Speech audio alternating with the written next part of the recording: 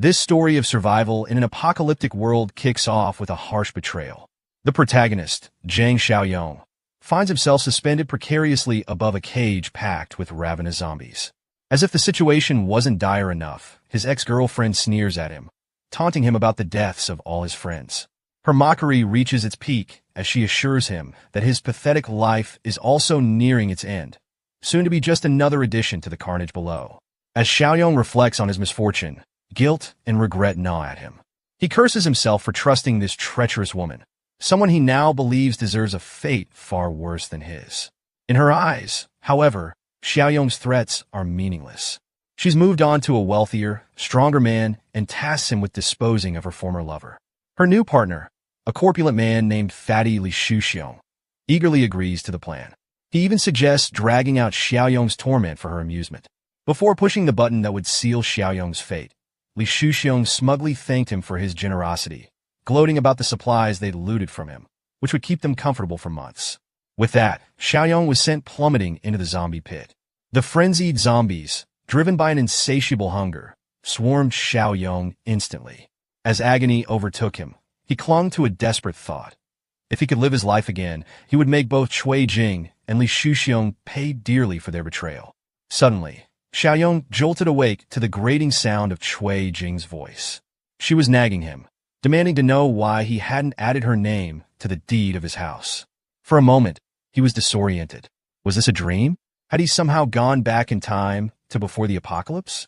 Memories of his previous life flooded back. Cui Jing had conned him, stripping him of his parents' inheritance and leaving him homeless. Shortly after, the apocalypse descended, unleashing a global catastrophe that turned humans into mindless, flesh-hungry zombies. Despite the chaos, Xiaoyong had managed to survive, thanks to his resilience and the help of loyal friends.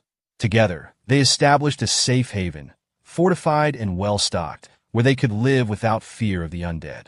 But just when things seemed stable, Cui Jing returned, feigning desperation to win his sympathy. Xiaoyong, blinded by her deception, let her in, only for her to betray him once more. She sabotaged the safe zone, allowing their enemies to breach the gates, leading to the destruction of everything they'd built. Now, she was back, demanding an extravagant bride price and the deed to his home, as if her betrayal had never happened. This time, however, Xiaoyong was determined to take control. Though he kept his anger in check, he knew he needed a careful plan. Giving in to impulsive emotions could jeopardize everything. After pretending to agree to her demands, he sent Cui Jing away, leaving her stunned at his newfound confidence. Unused to being defied, she couldn't understand how her obedient slave had suddenly become so assertive. With Cui Jing out of the picture, Xiaoyong could finally focus. He had a month left before the apocalypse struck, and every second was precious. He vowed to prepare thoroughly this time, ensuring that no betrayal or misstep would threaten his survival. Then, something unexpected happened. A system notification popped up, resembling a video game interface. Xiaoyong discovered he had activated an apocalypse system, which came with missions designed to help him survive. His first task was titled Apocalypse Preparation, requiring him to secure a piece of land and stockpile enough supplies for a year. Completing the mission would earn him 10 points, which could be exchanged for valuable rewards in the system's store. Our protagonist was thrilled with the unexpected perk, the system's missions, and the rewards that came with completing them. What more could one ask for? However, the system store's offerings remained a mystery to him. It mostly stocked loot boxes and potions, such as those for boosting physical strength. Yet, his musings were interrupted by the loud growling of his stomach, reminding him he needed a proper meal. Reflecting on his past life, Xiaoyong recalled how he used to pinch every penny, starving himself to save for Cui Jing's bride price. But things are different now. Determined to indulge, he decided to treat himself to a luxurious meal. With the impending zombie apocalypse just a month away, he figured he should enjoy the finer things while they lasted. A few hours later, his delivery arrived. Xiaoyong marveled at the sight. It was a legendary Michelin 3-star takeaway. Never in his wildest dreams could he have afforded such a thing before. He eagerly dug into the $300 braised pork, savoring every bite. After surviving on scraps during the apocalypse, the taste was heavenly, almost surreal. But Xiaoyong didn't stop there. He went into full food enthusiast mode, devouring dish after dish. His appetite seemed insatiable, and he nearly polished off everything when his phone rang. The caller? Xiaoya, Cui Jing's friend. It seemed Cui Jing had wasted no time complaining to her. Xiaoyong reluctantly answered, only to be greeted by an ear-splitting tirade. Xiaoya berated him, questioning how he could dare to treat Cui Jing so poorly. She insisted Cui Jing was merely testing his love and claimed he had failed miserably. If he truly loved her, he'd prove it by handing over the deeds to his house and 1,000,000 yuan in cash as an apology. Xiaoya even offered to mediate with Cui Jing if he complied. If not, he could expect a breakup. Xiaoyong's patience snapped. Who did she think she was to test him like this? Furious, he told her off and ended the call. He was done with greedy women who only cared about money. His priority now was to secure a suitable piece of land. He envisioned building an impregnable fortress, easy to defend and strategically located near water and forest. The following morning, Xiaoyong visited a real estate agency. A friendly consultant greeted him, asking if he was looking to rent or buy. Xiaoyong confidently replied that he was after something more valuable. Just then, the sales manager, Zhu, appeared and brusquely ordered the consultant, Xiong, to help unload boxes of toilet paper. Despite Xiong's protest that she was assisting a customer, Manager Zhu dismissed Xiaoyong outright, deeming him a broke nobody in shabby clothes who wasn't worth their time. The manager's arrogance irked Xiaoyong, who decided to put him in his place. He asked Zhu to repeat his words and explain his audacity in belittling others. Zhu, unfazed, doubled down, mocking Xiaoyong further. He even declared he'd eat a toilet on a live stream if Xiaoyong could afford to buy one. It was clear the manager was about to regret his words. Unbothered, Xiaoyong smirked and advised Zhu to prepare for a feast of porcelain. He clarified he wasn't here for a house, but to buy land. The announcement stunned everyone present. It wasn't every day someone came to buy land outright. Xiong quickly invited Xiaoyong to sit while she outlined the available options. Meanwhile, Manager Zhu glared in disbelief, convinced Xiaoyong was bluffing. Xiong presented detailed listings, but Xiaoyong wasn't interested in browsing. He outlined his requirements instead. Land near mountains and running water, preferably with existing factories or large buildings. Xiong promised to check for suitable options. Manager Zhu, unable to resist butting in again, suggested a property in the Eastern District. Xiong hesitated, pointing out that the area, known as T-City Land, was filled with unfinished projects and abandoned factories, making it unsuitable for most buyers. Zhu dismissed her concerns, claiming no real customers had shown up anyway, and he suspected Xiaoyong was just wasting their time. Xiaoyong didn't care about the location as long as the land met his needs. He didn't mind the unfinished factories. Actually, they were a bonus since they would save him time and money. After reviewing the details, Xiaoyong confirmed that the land was exactly what he wanted. Without hesitation, he agreed to buy it. He was ready to sign the contract and make the payment. Xiong was shocked. No one in their right mind would buy land with incomplete factories, but Xiaoyong stood firm. He even urged her to hurry up because, as he put it, someone here is eager to eat some fresh poop. Manager Zhu stood there, holding the check, unable to wrap his head around what he was seeing. How was it even possible for this scrappy guy to pay 300,000 for land with old, run-down factories? It made no sense to him. Before leaving, Xiaoyong had reminded him of the payment. Now it was time for Zhu to fulfill his part of the deal. Meanwhile, to soften the blow, Xiaoyong sent a super chat donation to keep things light. Other customers in the store were urging Zhu to hurry up, as the stream had already started. One guy, whose stomach wasn't feeling too great, promised to at least make it fresh for the stream. Xiaoyong had completed the first task. The next step was to figure out how to turn the land purchase into a real business by gathering supplies. As he was leaving the real estate office, an old acquaintance, Li Shuxiong, spotted him and couldn't help but wonder what Xiaoyong was up to. But all thoughts flew out of his head when he saw what was going on inside. Manager Zhu was now being pressured by the staff and customers to keep his word, all while begging for help and desperately explaining he didn't want to go through with it. Meanwhile, Cui Jing was living carefree, painting her nails and enjoying the quiet life. That's when she got a call from Li Shuxiong, who asked if she knew Xiaoyong had just bought land at the real estate company. Shocked, she wondered where he had gotten so much money from. Li Shuxiong suggested it was probably the money he'd saved for the bride price. Cui Jing was furious. She couldn't believe Xiaoyong would use her money for something like that. Li Shuxiong urged her to stay calm and go talk to Xiaoyong about it, but Cui Jing's anger was blinding. She wasn't going to ask him anything. She was going to confront him. Back at his home, Xiaoyong was deep in thought about how to fund the supplies he needed to start building. Just then, There was a loud knock on the door. It was Cui Jing with her sister, still fuming over Xiaoyong's use of her money. Xiaoyong had no idea what she was talking about, and Cui Jing, with fire in her eyes, accused him of spending the bride price money to buy land. She claimed that since the money came from her, the land was hers too. Xiaoyong, stunned by her accusations, didn't know how to respond. Finally, he decided to give her a straightforward explanation. He had plenty of money, but none of it would go toward her. He also knew about her little fling with Li Shuxiong. Cui Jing was baffled, not understanding how he knew, but her sister, sensing where the conversation was heading, suggested they calm down and resolve the misunderstanding. Xiaoyong, however, wasn't having it. "There's no misunderstanding here," he said. "Cui Jing isn't my girlfriend. She's just a doormat for that old fat guy, Li Shuxiong." He slammed the door in their faces, tired of the drama. Cui Jing still couldn't understand how he knew about her and Li Shuxiong. Her sister was just as confused, wondering why Cui Jing hadn't told her about her relationship with Li Shuxiong. Cui Jing quickly assured her it was nothing serious, just a few room rentals here and there. With things escalating out of control, they decided to head home and figure out their next move. But now, Xiaoya was thinking of taking things into her own hands and winning Xiaoyong over. After all, they were good sisters. The following day, Xiaoyong arrived at his new property with the construction crew. He was ready to rebuild one of the factories, but wasn't sure how long it would take. Foreman Li quickly assessed the situation and explained that reinforcing the walls, setting up defensive towers, installing barbed wire, thickening the steel doors, and adding bulletproof glass would take some time. He couldn't help but wonder what kind of enemy Xiaoyong had made to need such heavy fortifications. Xiaoyong just waved him off, telling him that some things were better left unknown.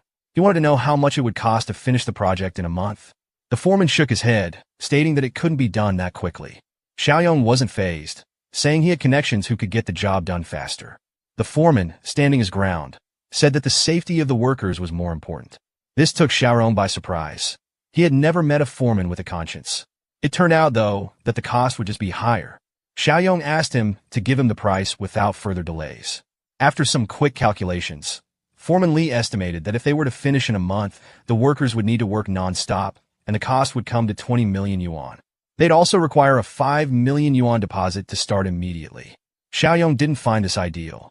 He told them to get started right away, and he'd transfer the rest of the payment within a week. The construction company had nothing to fear. If he failed to pay, the land would be theirs. Out of nowhere, Xiaoya appeared at the construction site. She confidently walked up to him, wrapped her arm around his, and asked, "What are you doing here?" Xiaoyong was already tired of this woman. In his past life, she, along with Cui Jing, had driven him out of his parents' inheritance, and now he was ready to make her pay twice as much for everything she had done. No matter how much she pretended to be a good girl, he could see through her rotten nature. Xiaoya, seeing the construction site, asked with feigned interest, "Is this the land you bought? It's so beautiful here. I bet you want to build a villa, right?" But Xiaoyong didn't care about her assumptions or thoughts on what he should do with the land. Her attempts to act like she cared made him feel nothing but disgust. She couldn't understand his cold response. Normally, just a gentle touch from her on his arm would have made him nervous, but today, he didn't even flinch. Instead, he turned away from her indifferently, walking over to the construction workers to instruct them on fixing the gate, which needed to be widened. Xiaoya couldn't miss this opportunity. After Cui Jing had ruined everything for Xiaoyong, she thought this land might now be her chance. Xiaoyong returned home, his mind racing with ideas on how to get more money. After he had mortgaged his house, he received a loan of 3 million yuan, but that amount was barely enough to cover the first phase of construction. Still, considering the inevitable collapse of the world, he reasoned that it wouldn't matter. If he sold the house to a few buyers, it would be no problem.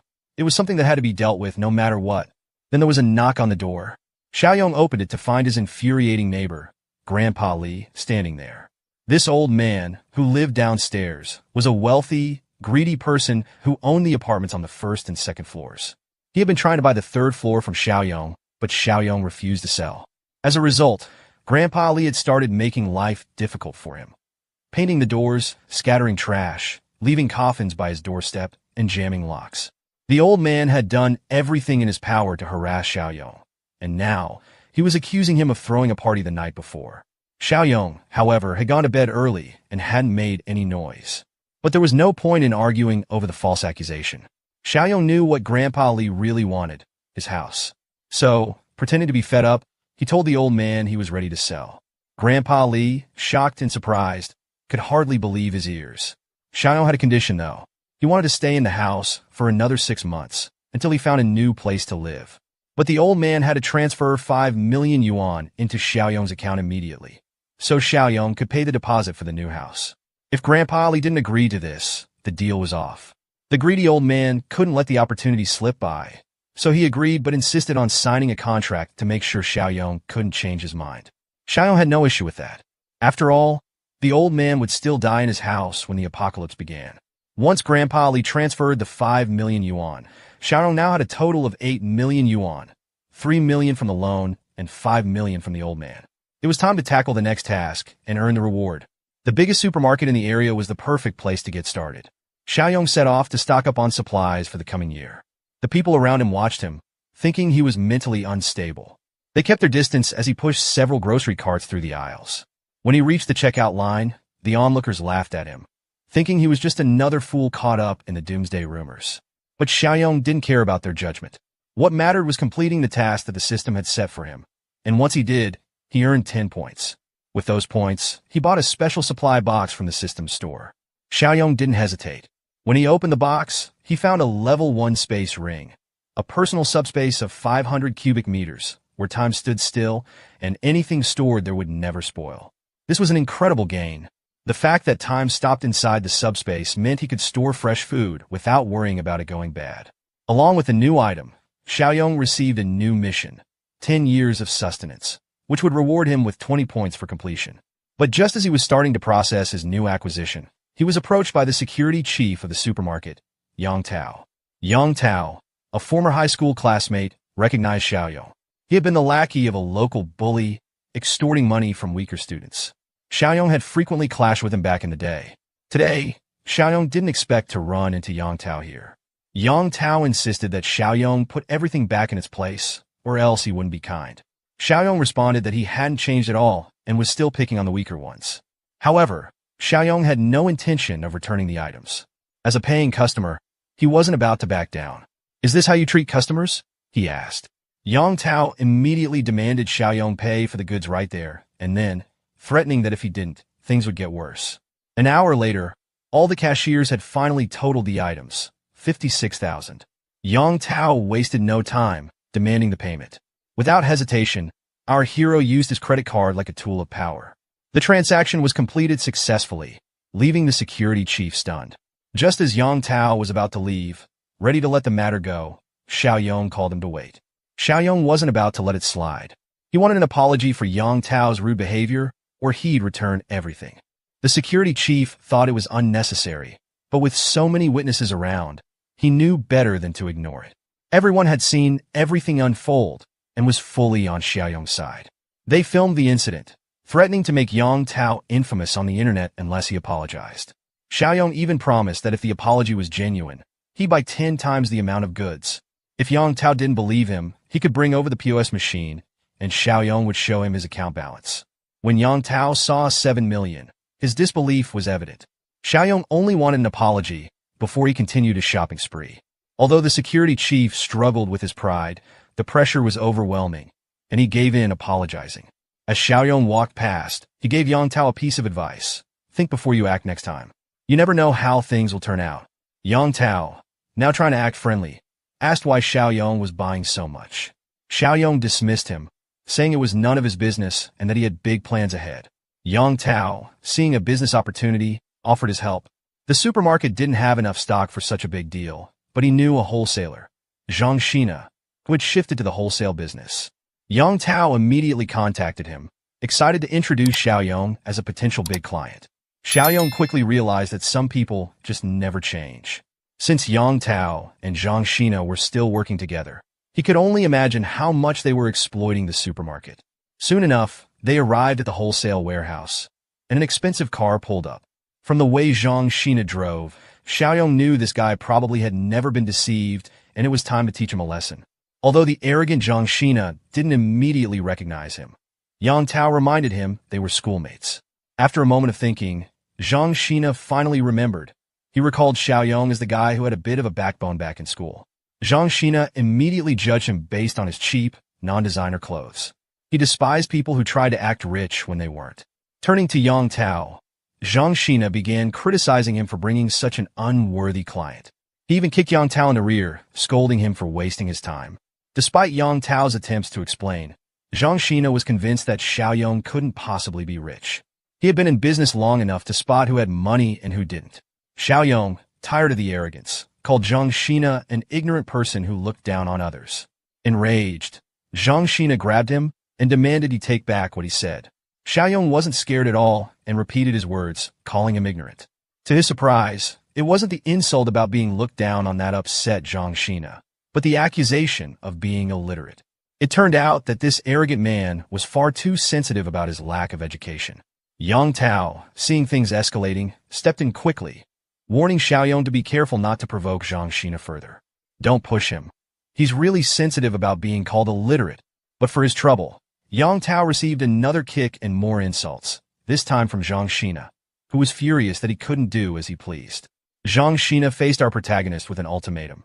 Either Xiaoyong would purchase a massive shipment of goods, or he'd be forced to leave crawling on all fours. Xiaoyong didn't seem fazed by the threat. He calmly instructed Zhang Shina to release his grip and requested the account details. Moments later, Zhang Shina's furious expression turned into shock as he realized Xiaoyong had deposited $1 million into his account. Xiaoyong explained that this was just an initial payment. He intended to purchase $5 million worth of goods. Zhang Shina asked about the specific items Xiaoyong needed. Xiaoyong listed basics like oil, rice, salt, snacks, and beverages, goods that had long shelf lives. A sly smile appeared on Zhang Shina's face. He had just received a batch of near-expired products, and this was the perfect chance to unload them onto Xiaoyong. When they arrived at the warehouse, Zhang Shina offered the entire stock at a 10% discount off the original price. The deal seemed too good to be true, and Xiaoyong immediately suspected something was off. Before agreeing, he decided to inspect the quality of the goods. True to his suspicions, it was a setup. Although the packaging looked fresh, the products were nearing their expiration dates. Zhang Shina hadn't expected Xiaoyong to catch on so quickly, so he immediately offered a 50% discount. But Xiaoyong wasn't satisfied. He was willing to spend his $5 million, but he expected top-quality goods. However, he had a different plan for these near-expired items. Xiaoyong told Zhang Shina he'd take the expired goods off his hands for half the price, with one condition. He would pay in a month. Zhang Shina was taken aback, but Xiaoyong quickly assured him that he'd use his house as collateral. Zhang Shina was confused, not understanding why Xiaoyong would want expired food. He didn't realize that in the near future, these items would become a highly valuable resource. Xiaoyong didn't explain further and simply instructed Zhang Shina to deliver the goods to the designated address. Just then, Xiaoyong received a call about a house sale. He quickly bid farewell to Zhang Shina and Yang Tao, heading off. The buyer was an elderly man who offered a $400,000 down payment and 3 months for Xiaoyong to vacate. The deal seemed almost too smooth, making Xiaoyong a little suspicious. He asked the old man why he was in such a rush. The man explained that his granddaughter needed to move for school, and Xiaoyong was the only one selling a property in the area. The old man was so upfront, even providing all the details willingly. Xiaoyong asked if he wasn't worried about the price being raised. The old man, realizing his slip, started pleading with Xiaoyong not to take advantage of him, as this was all his life savings. Xiaoyong, not one to exploit a genuine person, assured the old man that their deal was set and signed a contract. The old man was overjoyed, grateful that his granddaughter had a home, and even apologized for distracting Xiaoyong from his work. As Xiaoyong observed the old man's kindness, he felt concerned. He didn't think the man and his granddaughter would survive the apocalypse for long. Before the man left, Xiaoyong asked for his address. Later, Xiaoyong visited his property, where construction was progressing steadily. He checked with the foreman, who confirmed that nearly 80% of the work was done. The walls and doors were reinforced just as Xiaoyong had requested, and the warehouse was ready for use. Excited by the progress, Xiaoyong immediately contacted Zhang Shina to expedite the delivery of the supplies. The warehouse, which looked more like an underground bunker, began filling up quickly.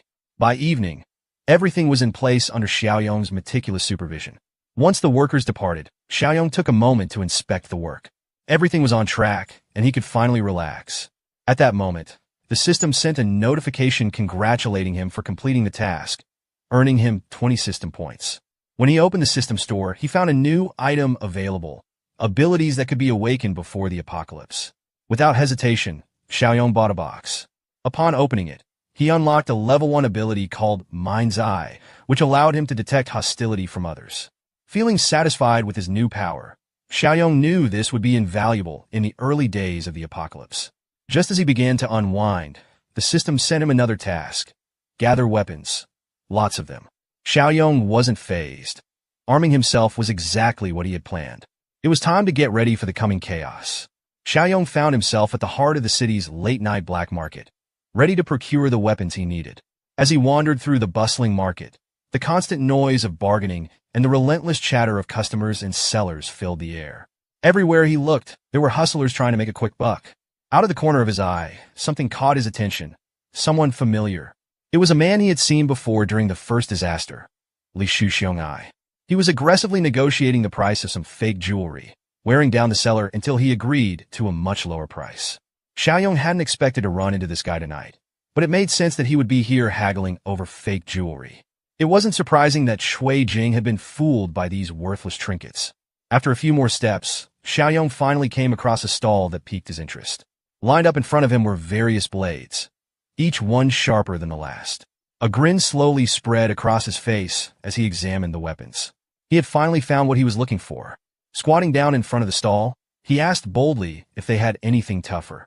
The man behind the counter, dressed in military camouflage, didn't seem to get the hint. In response, he tossed Xiaoyong a knife sharpener, suggesting he sharpen the blades himself if he wanted something tougher. Unfazed, Xiaoyong insisted that none of these knives were up to par. He needed something stronger. Realizing the implication, the vendor's demeanor shifted, his tone turning serious as he asked if Xiaoyong was looking for trouble. Just then, the sound of a phone notification interrupted the tension. Xiaoyong had just transferred 200,000 yuan to the seller's account. Holding up the receipt, he made it clear he was serious. The seller's attitude flipped instantly as he acknowledged the transfer and reassured Xiaoyong that he was indeed a serious buyer. The seller quickly called one of his men to watch over the stall while he took Xiaoyong to a more private location for the transaction. They entered an innocuous building nearby, where the seller started pitching some homemade guns. They were small, intended for target practice, priced at 2,000 with cheap ammo. Xiaoyong turned him down immediately, which seemed to ignite a competitive spark in the seller. He then showed off some replica revolvers modeled after military handguns. For 5,000, Xiaoyong could get a 9mm gun, with bullets costing 5 each. Though Xiaoyong found the offer acceptable, he had already prepaid 200,000, so these options didn't interest him much. Curious about the prepayment, the seller asked what it meant. Xiaoyong explained that the earlier transfer was just a 10% deposit for a larger order worth 2 million. The seller, now a bit wary, questioned the young man's background. Xiaoyong quickly made up a story about how his subordinates usually handled these types of shady transactions, but he had come in person and didn't appreciate being questioned about his identity. Realizing that Xiaoyong must be involved in something serious, the seller urged him to wait as he hurried off to a different room. He locked the door behind him and scanned the area through the window. Turning back to Xiaoyong, he assured him he had come to the right person and that they would proceed with the deal at midnight the day after tomorrow. He insisted on cash payment only. When Xiaoyong finally left the building, the seller treated him like a VIP. However, as fate would have it, he bumped into the same familiar face from earlier in the night market. Li Shuxiong couldn't help but comment on the coincidence. Now, it made sense why Xiaoyong had been spending so much. Li Shuxiong also suspected that Xiaoyong's involvement with Shui Jing had something to do with it. He figured the kid had recently picked up too many tips about finances and was now planning to sell everything and live a life of comfort. Zhang Xiaoyong paid no mind to the ramblings of the fatty, whose words were nothing more than empty noise. He figured it would be more practical to test out his newly unlocked ability. As he opened his mind's eye, a faint aura shimmered in his gaze. Above Mr. Cam's head, a symbol of happiness floated, while an angry one appeared above Li Shuxiong. This power was definitely proving to be useful. To test it further, Xiaoyong decided to speak out loud, mocking the fatty for buying cheap, second-hand items just to deceive Shui Jing. He also pointed out that the girl was nothing more than his second-hand trash, just like the rest of the junk he was trying to pass off. The comment made the fatty's anger indicator turn even darker as he fired back with curses, clearly irritated by the jab. Watching the situation escalate, Mr. Cam, eager to keep things under control, asked Xiaoyong if the irate, overweight man was bothering him. With a subtle nod, he labeled Li Shuxiong as an enemy, a clear message. Mr. Kam quickly reassured his new important client that his staff would deal with the matter and teach the fatty a lesson. Xiaoyong didn't mind but advised them not to go too far, since he still had plans for him in the future. As the group of muscular thugs approached the overweight man, his bravado disappeared. He stammered, his usual arrogance replaced with fear. Mr. Kam didn't waste any more time with the man. With a swift motion, he pulled out a baton, and the men quickly took care of the fatty, leaving him bruised and battered on the dark road. His white suit was now covered in shoe prints, and his face showed the evidence of a hard beating. The incident only deepened the fatty's hatred for Xiaoyong. 2 days later, the agreed-upon meeting was set at a warehouse, and both parties were punctual. In front of Xiaoyong, a truck full of suspicious crates awaited, exactly what he was hoping for. When his firearm arrived, signaling the success of his task, the system rewarded him with 10 points, bringing his total to 20. He eagerly opened the crates, revealing an arsenal of weapons, heavy rifles, pistols, and all the necessary gear. Then, unexpectedly, the system added a bonus, a +2 physical enhancement potion. Xiaoyong was pleasantly surprised by this bonus, especially since it was double the strength of the potions in the system store. Not wasting a moment, he injected the potion into his veins. He had expected a brief pinch, but the surge of power was far more intense than he anticipated. The pain was sharp and immediate as the enhancement spread through his body. With his physical score now boosted by 2 points, Xiaoyong felt 40% stronger than before. Determined to make the most of this newfound strength, Xiaoyong checked out the system store once more and noticed another physical enhancement potion. Seeing the value of increasing his strength even more, he decided to take the plunge. After injecting the second potion, his physical score shot up to 8, making him 60% stronger than the average person. Excited to put his new power to the test, Xiaoyong looked around the warehouse and spotted some thick iron bars that were scattered about. He grabbed one, a sturdy bar used in construction, and threw it into the air. With a powerful kick, he bent the rod significantly, sending it flying into the nearby wall with enough force to create a noticeable dent. His kick had been so powerful that it left a visible impression on the wall. With this level of strength, Xiaoyong felt confident that he could handle anything, even the early stages of an apocalypse. As for the weapons, he knew better than to leave them exposed. Storing them safely in his spatial ring was the wisest move. With a simple gesture, he pointed the magical ring at the contents of the truck, and the weapons were absorbed into the ring instantly. The day after tomorrow, the apocalypse was set to begin. Time was running out, and Xiaoyong still had a few things to wrap up. However, he couldn't shake the image of the old man who had tried to buy his house. The old man had offered what little savings he had to secure a future for his granddaughter. Xiaoyong had been through countless battles and betrayals during the first apocalypse, but he'd never ignored the needs of the less fortunate. The least he could do was send some supplies to the old man and his granddaughter as a small token of repayment. The following day, Xiaoyong found himself at a shabby apartment building located in a rundown area of another city. The building was in such bad condition that without a GPS, it would have been impossible to find. The old man had been renting in such a low-cost, dilapidated place, and without an elevator, it was clear he wasn't well off. His apartment was located on the top floor. Xiaoyong knocked on the door, but then quickly realized he should probably remove the supplies from his storage ring, or explaining them would be difficult. Activating the ring, he watched as box after box of essential supplies materialized, filling the hallway with provisions.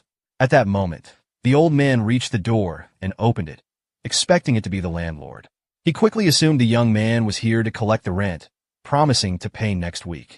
But when he took a closer look, he realized it was Mr. Zhang. Behind him, boxes were piled up, filling the hallway and stretching up the stairs, making the old man even more confused. Xiaoyong told him to wait until later for the full explanation, but for now, they needed to get the boxes inside before anyone noticed. After a few minutes of lifting, most of which Xiaoyong did on his own, they managed to get everything in. The old man couldn't believe how easily the young man handled it, not even looking tired. Meanwhile, Xiaoyong was checking the space, trying to figure out if it could serve as a safe shelter. He decided it would do, especially since the front door was sturdy enough. Once everything was inside, Xiaoyong turned to the old man, urging him to pay close attention. He explained that the supplies they brought needed to be rationed carefully because they were meant to last for about 6 months, starting tomorrow. Just as he was about to go into more detail, something caught his eye, a photo hanging on the wall. It was of the proud old man with a beautiful young woman, his granddaughter. To his surprise, the woman in the picture was none other than Shan, a close friend from his past during the first apocalypse. Xiaoyong immediately asked the old man if the girl in the picture was named Shan. This puzzled the old man further, as he hadn't mentioned her name to the young man before. Xiaoyong's expression grew serious, and he quickly asked where Shan was now. The old man explained that she was still at school while they were finishing up the house paperwork. Xiaoyong remembered how Shan had once regretted dragging her grandfather into the chaos during the early days of the first apocalypse. He recalled how her grandfather had risked everything to save her. In that doomed timeline, the old man had fought his way through a zombie-infested school to save Shan, only to die in the process. As someone who had been close to the old man in his past life, Xiaoyong promised himself he wouldn't let that happen again. Turning to the old man, he declared that the house was no longer for sale. The old man panicked, thinking Mr. Zhang was backing out of the deal. But Xiaoyong gave him a chilling piece of news. The world would soon descend into chaos, and the house, along with Shan's school, wouldn't matter. The only thing that mattered now was getting Shan to safety. This sudden declaration only confused the old man further. Xiaoyong realized he couldn't explain everything in detail right now, so he decided to simplify things. He urged the old man to imagine the horrors of a famine. While it sounded terrifying, the old man couldn't grasp how this applied to their situation. Seeing that words weren't enough, Xiaoyong decided to show him instead. With a simple gesture, he made all the supply boxes disappear, sucked into a storage ring in an instant. The room, once crowded with boxes, was now completely empty. The old man stared, dumbfounded. There was no other word for it. Magic. Xiaoyong calmly explained that he had special powers and could see the future. If the old man wanted to survive and save Shan, he needed to listen carefully and follow his lead. Their next task was to get Shan out of her school. As they drove there at full speed, the old man was still trying to process everything, his mouth open in disbelief. Xiaoyong drove like a man on a mission, ignoring all traffic rules in his haste to get there. When they arrived, they found Shan surrounded by a group of students near one of the school buildings. She was being bullied by a couple of jealous girls. One slapped her across the face, while another kicked her in the stomach for daring to speak out. The situation was escalating, but the old man was too focused on reaching his granddaughter to notice the growing tension. As he ran toward Shan, the bullies shifted their attention to him. He yelled at them to stop hurting his granddaughter, but their attitude only grew more aggressive. A group of thugs stood in his way, showing their weapons and telling him to back off and let the girls handle things. Without hesitation, the old man charged forward, yelling at the young men for being heartless bullies. One of the thugs raised a steel bat and aimed it at the old man's head. It would have been a serious blow if it hit, but Xiaoyong reacted quickly, stepping in to stop the attack. He glanced at the thug with disdain, realizing that the younger generation still had a lot to learn about bullying. The other two thugs thought Xiaoyong was Shan's older brother and tried to threaten him, but Xiaoyong was ready. With a swift movement, he delivered a powerful kick to one of the thugs, knocking the wind out of him. The thug crumpled to the ground, unable to continue his attack. The thug was sent flying through the air as though he had been shot out of a cannon. Watching his comrade get tossed around like that, the remaining two thugs hesitated. Xiaoyong clearly knew his way around a fight. Maybe if they teamed up, they could land a blow. But judging by the cold, calculating look in his eyes, it seemed unlikely. One thug approached from the front, armed with a knife, while the other snuck up from behind with a bat. It wasn't the most brilliant plan, but it was all they had.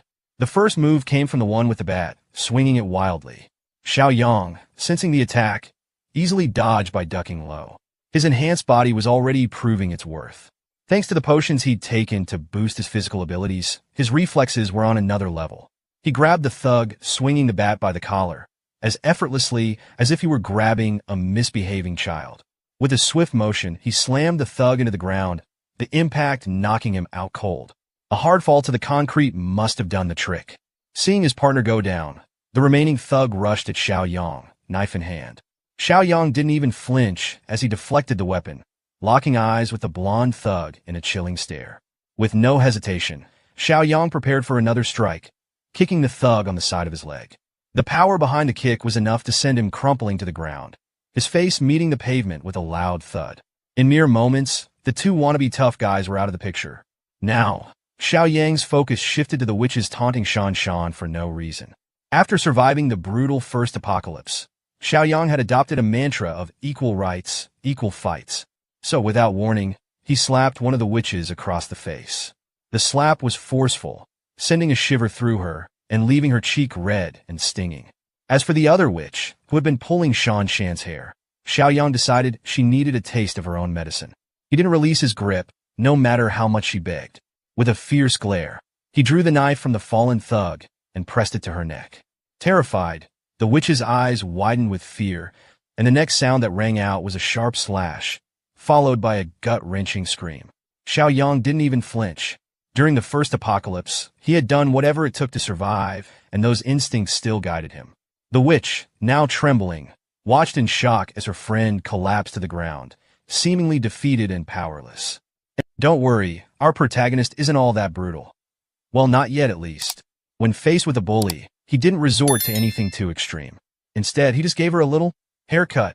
Yep, right there in front of everyone, humiliating her completely. Did she learn her lesson? Not a chance. The bully, furious and teary-eyed, screamed that she wouldn't let Xiao Yang get away with it. But he didn't even flinch at her empty threats. With an air of dominance, he glared at her crumpled figure on the ground, sprinkling the freshly cut locks over her head like confetti, a final touch of maximum disrespect. While everyone else stood around, baffled by his actions, Xiao Yang calmly told her he'd done her a favor. According to him, long hair would only become a burden soon enough. Cryptic, right? The crowd didn't get it, but he seemed to know exactly what he was talking about. Turning to Shan Shan, Xiao Yang shifted gears quickly, telling her they had to leave. Now, where to? Even he didn't seem sure, but there wasn't much time to waste. Shan Shan's grandpa, on the other hand, wasn't confused at all. He practically shoved his granddaughter into Xiao Yang's car, muttering something about her not going back to school anymore. The old man had a wild look in his eyes as he explained his reasoning. A massive famine is coming, he declared, and survival has to be our top priority. Shan Shan, understandably, thought her grandpa had lost it. She was convinced he'd fallen for some scam call or hoax. As they bickered in the back seat, Xiao Yang just watched, amused but relieved to see Shan Shan safe. Finally, though, he spoke up, revealing the real reason for the urgency. The famine story was a lie. He'd made it up to simplify things for the old man. What was really coming? Something much worse. Something catastrophic. The apocalypse? Yep, you heard that right. He wasn't sugarcoating it anymore. He explained that in just a few days, modern civilization, as they knew it, would come to an end. Shan Shan was skeptical at first. Who wouldn't be? But before she could argue, Xiao Yang suggested she check her phone. You'll see the first signs of it now, he said calmly. And sure enough, the news confirmed it. A video popped up on Shan Shan's screen, showing absolute chaos at a crowded train station. A man was being restrained by authorities, screaming some eerily prophetic words about a strange, toxic smog. What made it worse? He was biting people. Some thought it was rabies, but his lucidity suggested otherwise. Things spiraled out of control fast. The man broke free, attacking more people, and the scene turned into an outright nightmare. Xiao Yang's chilling words rang true. This was only the beginning. The first signs are already here, he said. Tomorrow will officially mark day one of the apocalypse. He explained that a mysterious toxic smog would begin spreading across several provinces, including Province B. The effects would be devastating: mutations, madness, and worse. A significant portion of the population would turn into mindless zombies, driven only by a hunger for flesh. And for the lucky ones who survived the smog, their fate wouldn't be much kinder. For Shan Shan, the idea of zombies wasn't new. She'd seen them in movies, TV shows, and pop culture. But this wasn't fiction anymore. Still, it was hard to grasp the reality of it all. Yet when the chaos erupted, whether tomorrow, next week, or the week after, there'd be no room for disbelief.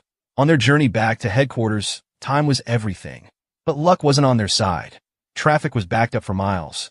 Even the emergency lane, usually a safe bet for getting through quickly, was jammed. Cars weren't moving, and the group's frustration was growing. The old man, already nervous, couldn't stop thinking about what Mr. Zhang had mentioned earlier: the zombies. Now, stuck in a sea of stationary vehicles, his anxiety spiked.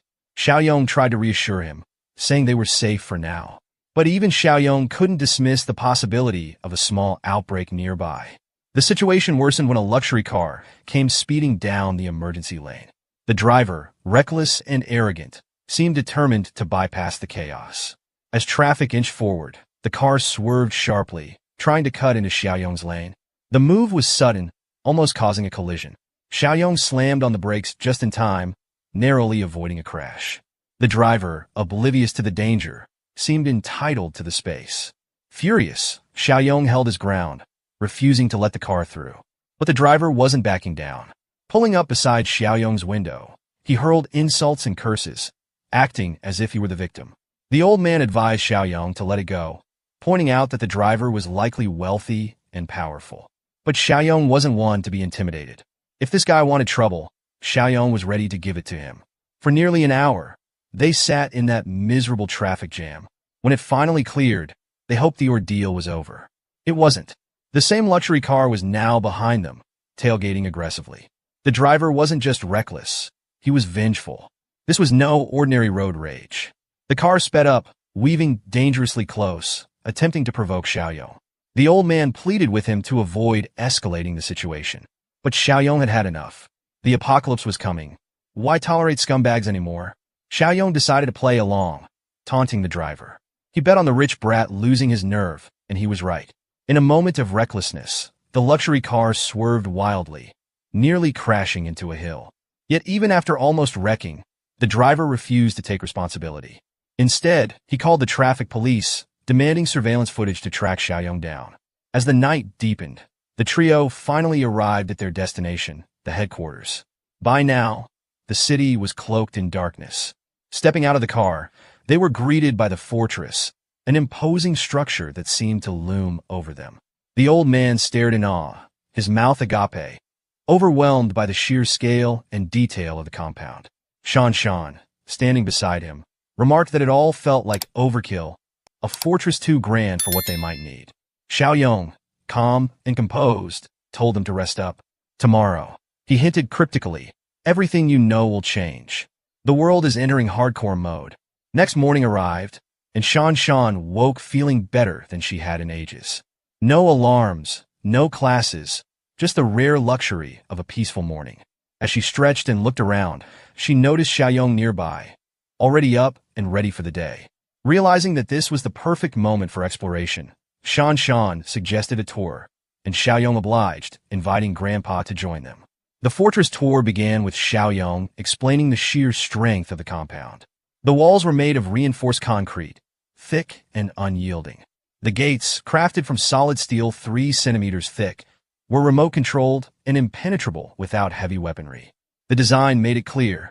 This was a fortress built for survival, ready to keep out both the living and the undead. However, Xiaoyong laid down a strict rule. No one else, under any circumstances, could enter the fortress without his explicit permission. This didn't sit well with Shan. She couldn't help but question the morality of leaving other survivors outside, vulnerable to the undead. But Xiaoyong didn't argue. Instead, he led them to a different section of the compound, a fenced area with scattered shipping containers. This, Xiaoyong explained, was a buffer zone. If survivors managed to find their way here, they could use this area as temporary shelter.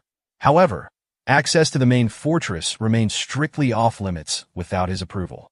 He stressed that compassion, while noble, could be dangerous. In the chaos of the apocalypse, human nature would become unpredictable, and the risks of betrayal or exploitation were too high. Even the old man, initially skeptical, nodded in agreement as the harsh truth sank in. Next, Xiaoyong led them to the food storage facility. When they entered, they were greeted by rows upon rows of supplies, stacked high and organized meticulously. It was an overwhelming sight, more provisions than they could have imagined. Xiaoyong took a moment to activate his mind's eye ability, scanning the room to check their hostility status. To his relief, both Grandpa and Shan displayed happy, trusting expressions, a clear indication that they could be relied upon. As the tour continued, Xiaoyong revealed the fortress's weapons cache. He handed Shan a sleek crossbow and gave Grandpa a sturdy shotgun, emphasizing the importance of keeping these weapons secure. In this new world, losing control of their armaments could lead to chaos. Never let these fall into the wrong hands, Xiaoyong warned, the seriousness in his voice leaving no room for doubt. Xiaoyong had just finished showing Shan and Grandpa around the fortress when a notification flashed before him, a new system task. It was another mission, and this one hit close to home. He was tasked with reuniting with an old comrade. Jiangqi, the name, brought back memories and a mix of emotions, but what surprised him most was the timing. Standing on the viewing deck, he noticed a glowing arrow pointing toward the city, marking Jiangqi's location. This was a fortunate coincidence. Xiaoyong had already planned to track down his former allies, and now the system seemed to reward him for his intentions. Wasting no time, he turned to Shan and Grandpa, reinforcing the fortress rules one last time. They were to stay vigilant and not break any of the guidelines no matter what. When asked where he was heading, Xiaorong simply replied, recruiting and building the team. With that, he hopped into his car and drove off, following the glowing arrow toward Jiangqi's location. The arrow led him to a KTV bar, a lively spot with music, laughter, and the distinct chaos of people escaping the world's reality through drinks and songs. Inside, the atmosphere was jovial, with groups of friends enjoying their night. Among them was Jiangqi, his signature silver hair shining even under the dim neon lights. He was laughing, drinking, and singing karaoke with his friends, seemingly untouched by the turmoil outside. Jiangqi and one of his friends stumbled out of the room to find a restroom, their steps unsteady and their laughter loud. After handling their business, the two drunkenly wandered back into the hallway. That's when it happened. In his inebriated state, Jiangqi accidentally bumped into a girl. It was a harmless brush, nothing serious, but the girl's irritated expression told a different story. Jiangqi quickly apologized and tried to move on. Unfortunately, the girl's escort wasn't as forgiving. The man, a towering figure with an intimidating aura, saw this as a personal affront. Without hesitation, he called Jiangqi a punk and delivered a brutal kick that sent him sprawling into the wall. Jiangqi hit the ground hard, the pain evident in his groans. His friend, though clearly scared, didn't hesitate to check on him. But seeing Jiangqi in pain sparked something brave, or perhaps reckless, in the friend. Standing up, he yelled at the thug, calling out his aggression. This boldness only made things worse. The thug, unaccustomed to being challenged, became enraged. Grabbing Jiangqi's friend by the collar, he effortlessly lifted him off the ground, showcasing his brute strength. Jiangqi, despite his pain, tried to intervene. Struggling to his feet, he pleaded with the thug to let his friend go, admitting fault and apologizing profusely. The scene was escalating fast, with the tension palpable to everyone nearby. Amid the chaos, a KTV staff member appeared, drawn by the noise. He wasn't in the best shape, recently recovering from stomach flu only to catch a cold, but his sense of duty prevailed. Bar fights were nothing new in his line of work, and he knew the drill. Approaching cautiously, he tried to mediate, asking both parties to calm down and de-escalate. But the thug wasn't having it. He turned his fury on the staff member, interpreting his interference as disrespect. To make matters worse, he loudly demanded that the bar's owner come out immediately, threatening to shut the place down if his demands weren't met. The staff member, though clearly nervous, gestured discreetly to Jiangqi and his friend, urging them to leave while the thug's attention was diverted. The two young men fled. Back in karaoke room 3090, Jiangqi and his friend barged in, panting and wide-eyed, as if they'd barely escaped a predator. Their other friends, mid-song and confused, turned to ask what had happened. The duo quickly explained, recounting how they had bumped into a drunken thug in the hallway, leading to threats and a near beating. They expressed gratitude for the quick-witted staffer who had stepped in to defuse the situation, even if only temporarily. One of their friends, the hot-headed Chen Chong, wasn't having it. He stood up, declaring that their mechanical engineering class had a reputation to uphold and shouldn't back down from anyone. He even suggested rallying other students from their department to teach the thugs a lesson. Jiangqi, however, stopped him in his tracks. Acting tough and seeking revenge, he argued, was a foolish move with less than a year until graduation. They didn't need trouble. They needed to keep their heads down and focus on their celebration. Reluctantly, Chen Chong sat back down, and the group decided to resume their singing and dancing, trying to salvage the night. But trouble wasn't done with them yet. Moments later, the drunk thug and his gang burst into the room. Their arrival was loud and violent, with the thug dragging the battered KTV staffer by the collar before throwing him onto the floor like a rag doll. The sight of the injured staffer silenced the room, and a chill ran through the group of college boys. The thug, his eyes scanning the room, pointed directly at Jiangqi and his friends. "Grab them," he barked at his crew. His henchmen moved swiftly, closing in on the group, Fear paralyzed the students, who didn't dare resist. They had seen what the thugs were capable of and didn't want to escalate things further. Chun Chong, however, wasn't about to go down quietly. He taunted the gang, daring them to let him make a single phone call, implying he had backup of his own. This only enraged the thug further. Grabbing a full whiskey bottle, the thug smashed it against Chun Chong's head. The impact was brutal, sending a mix of blood and whiskey streaming down Chun Chong's face as he collapsed to the floor. Zhang Qi watched in horror, his mind racing. Outside the KTV bar, help was arriving, but he didn't know it yet. Xiaoyong had just pulled up, stepping out of his car with a calm smile. The glowing system notification had guided him here, and the sight of the lively bar amused him. A KTV bar was exactly the kind of place he expected college-age Zhang Qi to frequent, even during the apocalypse. Inside, chaos continued. Chun Chong, despite his injuries, showed remarkable resilience. Grabbing a nearby metal ashtray, he tried to fight back. His guts impressed even the thugs, but his defiance irritated them more. The gang quickly subdued him, and the head thug delivered another savage blow with a fresh bottle. Blood splattered as Chun Chong slumped to the floor, groaning in pain.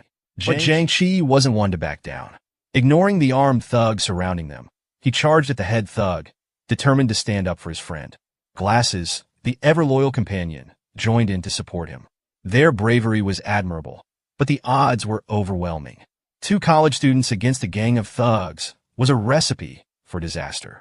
The remaining friend in the group, the cowardly dude, was trembling in fear, unwilling to join the fray. Amidst the chaos, something even more terrifying began to unfold. The injured KTV staff member, lying in a heap on the floor, suddenly began to stir. His movements were jerky and unnatural, his groans becoming guttural snarls. His skin paled, and his veins darkened. A horrifying transformation was taking place. The staffer's body started mutating rapidly, his mind succumbing to insanity as he lost all traces of humanity. In mere moments, he became a rabid zombie. With terrifying speed, he lunged at the nearest thug, sinking his teeth into the man's back like a predator attacking its prey. The bitten thug yelped in shock and pain, trying to shake the zombie off. At first, he thought it was just some deranged dog-like behavior. But the creature's bite was unrelenting, and its strength was unnatural. Another thug rushed to pull the zombie off his friend, but the creature was too strong. In a swift motion, it let go of its first victim and latched onto the second thug's arm, biting down with alarming ferocity. The room erupted into screams as panic spread among the gangsters and students alike. Zhang Qi and Glasses tried to hold their ground, even as fear gripped their classmates. The cowardly friend was now trembling uncontrollably, nearly fainting from terror. The situation looked bleak. The zombie's attacks were relentless, and its enhanced physical strength made it nearly impossible to overpower. If this continued, everyone in the room was at risk of falling victim to the infected staffer. Zhang Xiaoyong had arrived. Without hesitation, he grabbed the rabid zombie by the back of its neck and effortlessly lifted it off the ground with a single arm. The sheer strength he displayed stunned everyone in the room. Xiaoyong carried the struggling zombie to the nearest glass wall and smashed it into the pane, shattering it completely. Glass shards rained down as the zombie slumped momentarily, dazed from the impact. Xiaoyong turned back to the room, his voice cutting through the chaos like a blade. "Everyone, stop!" The thugs, the students, and even the terrified Zhang Qi froze. Xiaoyong's cold demeanor and the ease with which he had handled the rabid zombie commanded instant respect and fear. The thugs, who had struggled with the creature in pairs, realized this newcomer was no ordinary man. However, the head thug wasn't ready to back down. Misreading the situation, he directed his anger toward Xiaoyong, still thinking he was the top dog. Ignoring the thug entirely, Xiaoyong turned to Zhang Qi. "Were you bitten?" he asked, his tone firm. Zhang Qi, still reeling from the chaos, stammered, "And no, I wasn't bitten." The confusion was evident on his face, as neither he nor anyone else in the room truly understood what was happening. Without wasting time on further explanations, Xiaoyong simply ordered Zhang Qi, his comrade from a past life, to follow him. For reasons Zhang Qi couldn't quite explain, he felt an unshakable compulsion to comply. However, as he moved to follow, the head thug stepped in his way, still clinging to the delusion that he was in control. Before another fight could erupt, one of the bitten gangsters began coughing violently. His voice was hoarse, and he groaned about a splitting headache and dizziness. Xiaoyong's sharp eyes scanned him, catching the unmistakable early signs of mutation. The thug exhibited every classic symptom: relentless coughing, extreme dizziness, and that ominous bite wound festering on his shoulder. Even the thug's offhand comment about having a runny nose earlier in the day confirmed Xiaoyong's suspicions. Yep, he's bitten, Xiaoyong muttered to himself, watching as the rot visibly spread from the infected wound. The proximity of the bite to the nervous system was accelerating the process. The man didn't have much time left before he'd turn into a full-blown zombie. They couldn't afford to deal with two rabid zombies in such a confined space. Still holding the first rabid zombie by the neck with one hand, Xiaoyong made his move. He began dragging the thrashing creature across the room, his strength leaving everyone dumbfounded. What the hell is he doing? Someone muttered, their voice trembling. Without explaining himself, Xiaoyong hauled the zombie to the restroom door. He yanked it open, shoved the undead creature inside, and slammed the sliding door shut in one fluid motion. The rabid zombie immediately started pounding on the door, snarling and clawing with feral rage. The sound sent shivers through the room. Everyone stared at Xiaoyong, their faces a mix of shock and confusion. What kind of person could casually wrangle a zombie like that? Xiaoyong dusted off his hands, his expression darkening. The immediate threat was contained, but his focus now shifted back to the living threats in the room. His gaze locked onto Jiang Qi, who was still frozen in disbelief. Which one of these thugs do I need to deal with first? Xiaoyong asked, his voice sharp and unwavering. Jiang Qi blinked, his brain struggling to catch up. The question confused him even more. Who was this guy? Why was he so protective of him? They didn't even know each other. Meanwhile, the head thug, his pride now in tatters, decided he'd had enough. "You're dead, punk," he roared, charging at Xiaoyong with a wild swing. Xiaoyong didn't even flinch. His expression was one of pure boredom, as if he were dealing with a pesky mosquito. Before the thug's fist could connect, Xiaoyong moved like lightning, grabbing the man's face with one hand. His fingers dug into the thug's skin as he pushed forward, smashing him face first into the glass table in the center of the room. The table shattered with a deafening crash, sending shards flying everywhere. The head thug crumpled to the ground, groaning in pain, his bravado completely shattered. But the chaos wasn't over. One of the other bitten gangsters, his face pale and sweaty, staggered forward in a fit of rage. "You're gonna pay for that," he screamed, lunging at Xiaoyong. Xiaoyong adjusted his stance, his movements calm and precise. In one swift motion, he delivered a sharp blow to the man's windpipe. The thug collapsed instantly, his breath choking out as he fell flat on his back.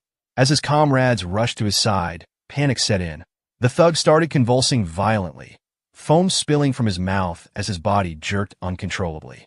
His eyes rolled back, and his skin began to turn an eerie gray. The infection had reached its final stage. The man was turning right before their eyes, and there was nothing they could do to stop it. Xiaoyong stepped forward, flexing his fists. "Anyone else want to test their luck?" he asked, his voice calm yet menacing. Turning to Jiang Qi, Xiaoyong gave a firm command. "Take your friends and get out of here. Now!" Jiang Qi didn't hesitate. He and his classmates helped the injured Chun Chong to his feet, lending their shoulders to support him. Together, they stumbled out of the room as fast as they could, grateful to escape the nightmare. The gangsters, now desperate to retreat, tried to follow suit. They carried their wounded comrades, who were showing increasingly alarming symptoms of infection. But as they reached the door, Xiaoyong blocked their path.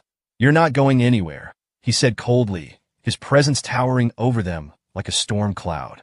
The head thug, still nursing his injuries, tried one last act of defiance. "You think you can stop us?" he spat, his voice shaky yet defiant. The gangsters cowered under his gaze, their drunken bravado long gone. For the first time in their lives, they realized they weren't the top dogs they thought they were. Xiaoyong didn't bother responding. He shoved the thug back effortlessly, sending him sprawling to the ground once again. The gangster's bruised ego couldn't take it. He scrambled up and started pounding on the door as Xiaoyong stepped outside, slamming it shut behind him. "Come back here, you coward! I'll skin you alive!" the head thug screamed, banging on the locked door in a blind rage.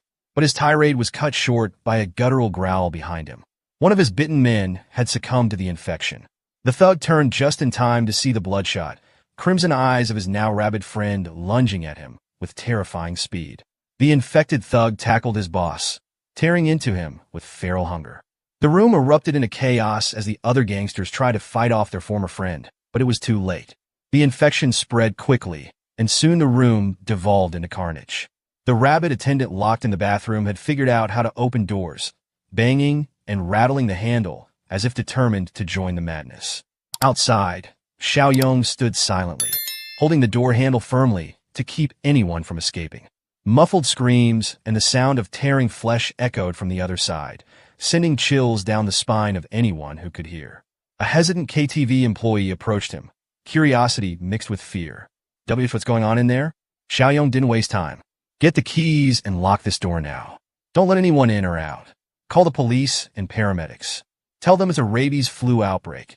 The employee stared at him, frozen in shock. Move! Now! Xiaoyong snapped, his voice sharp. The urgency snapped the worker out of his daze. He ran to grab the keys, returning to lock the doors securely from the outside. The eerie, inhuman noises coming from the room made the employees shiver. One of them, too curious for their own good, hurried to the security room to check the live footage from the KTV cameras. What they saw made their blood run cold. The screen showed a grotesque scene of rabid figures feasting on their dead comrades. Blood splattered the walls, and the head thug's girlfriend, previously full of life, was now being torn apart by the monsters. Her lifeless eyes stared blankly as the infected devoured her. The security team immediately called the authorities, their hands trembling as they reported the horrors unfolding in their establishment.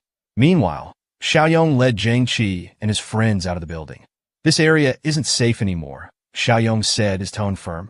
You need to leave now. Still shaken, the college boys didn't argue.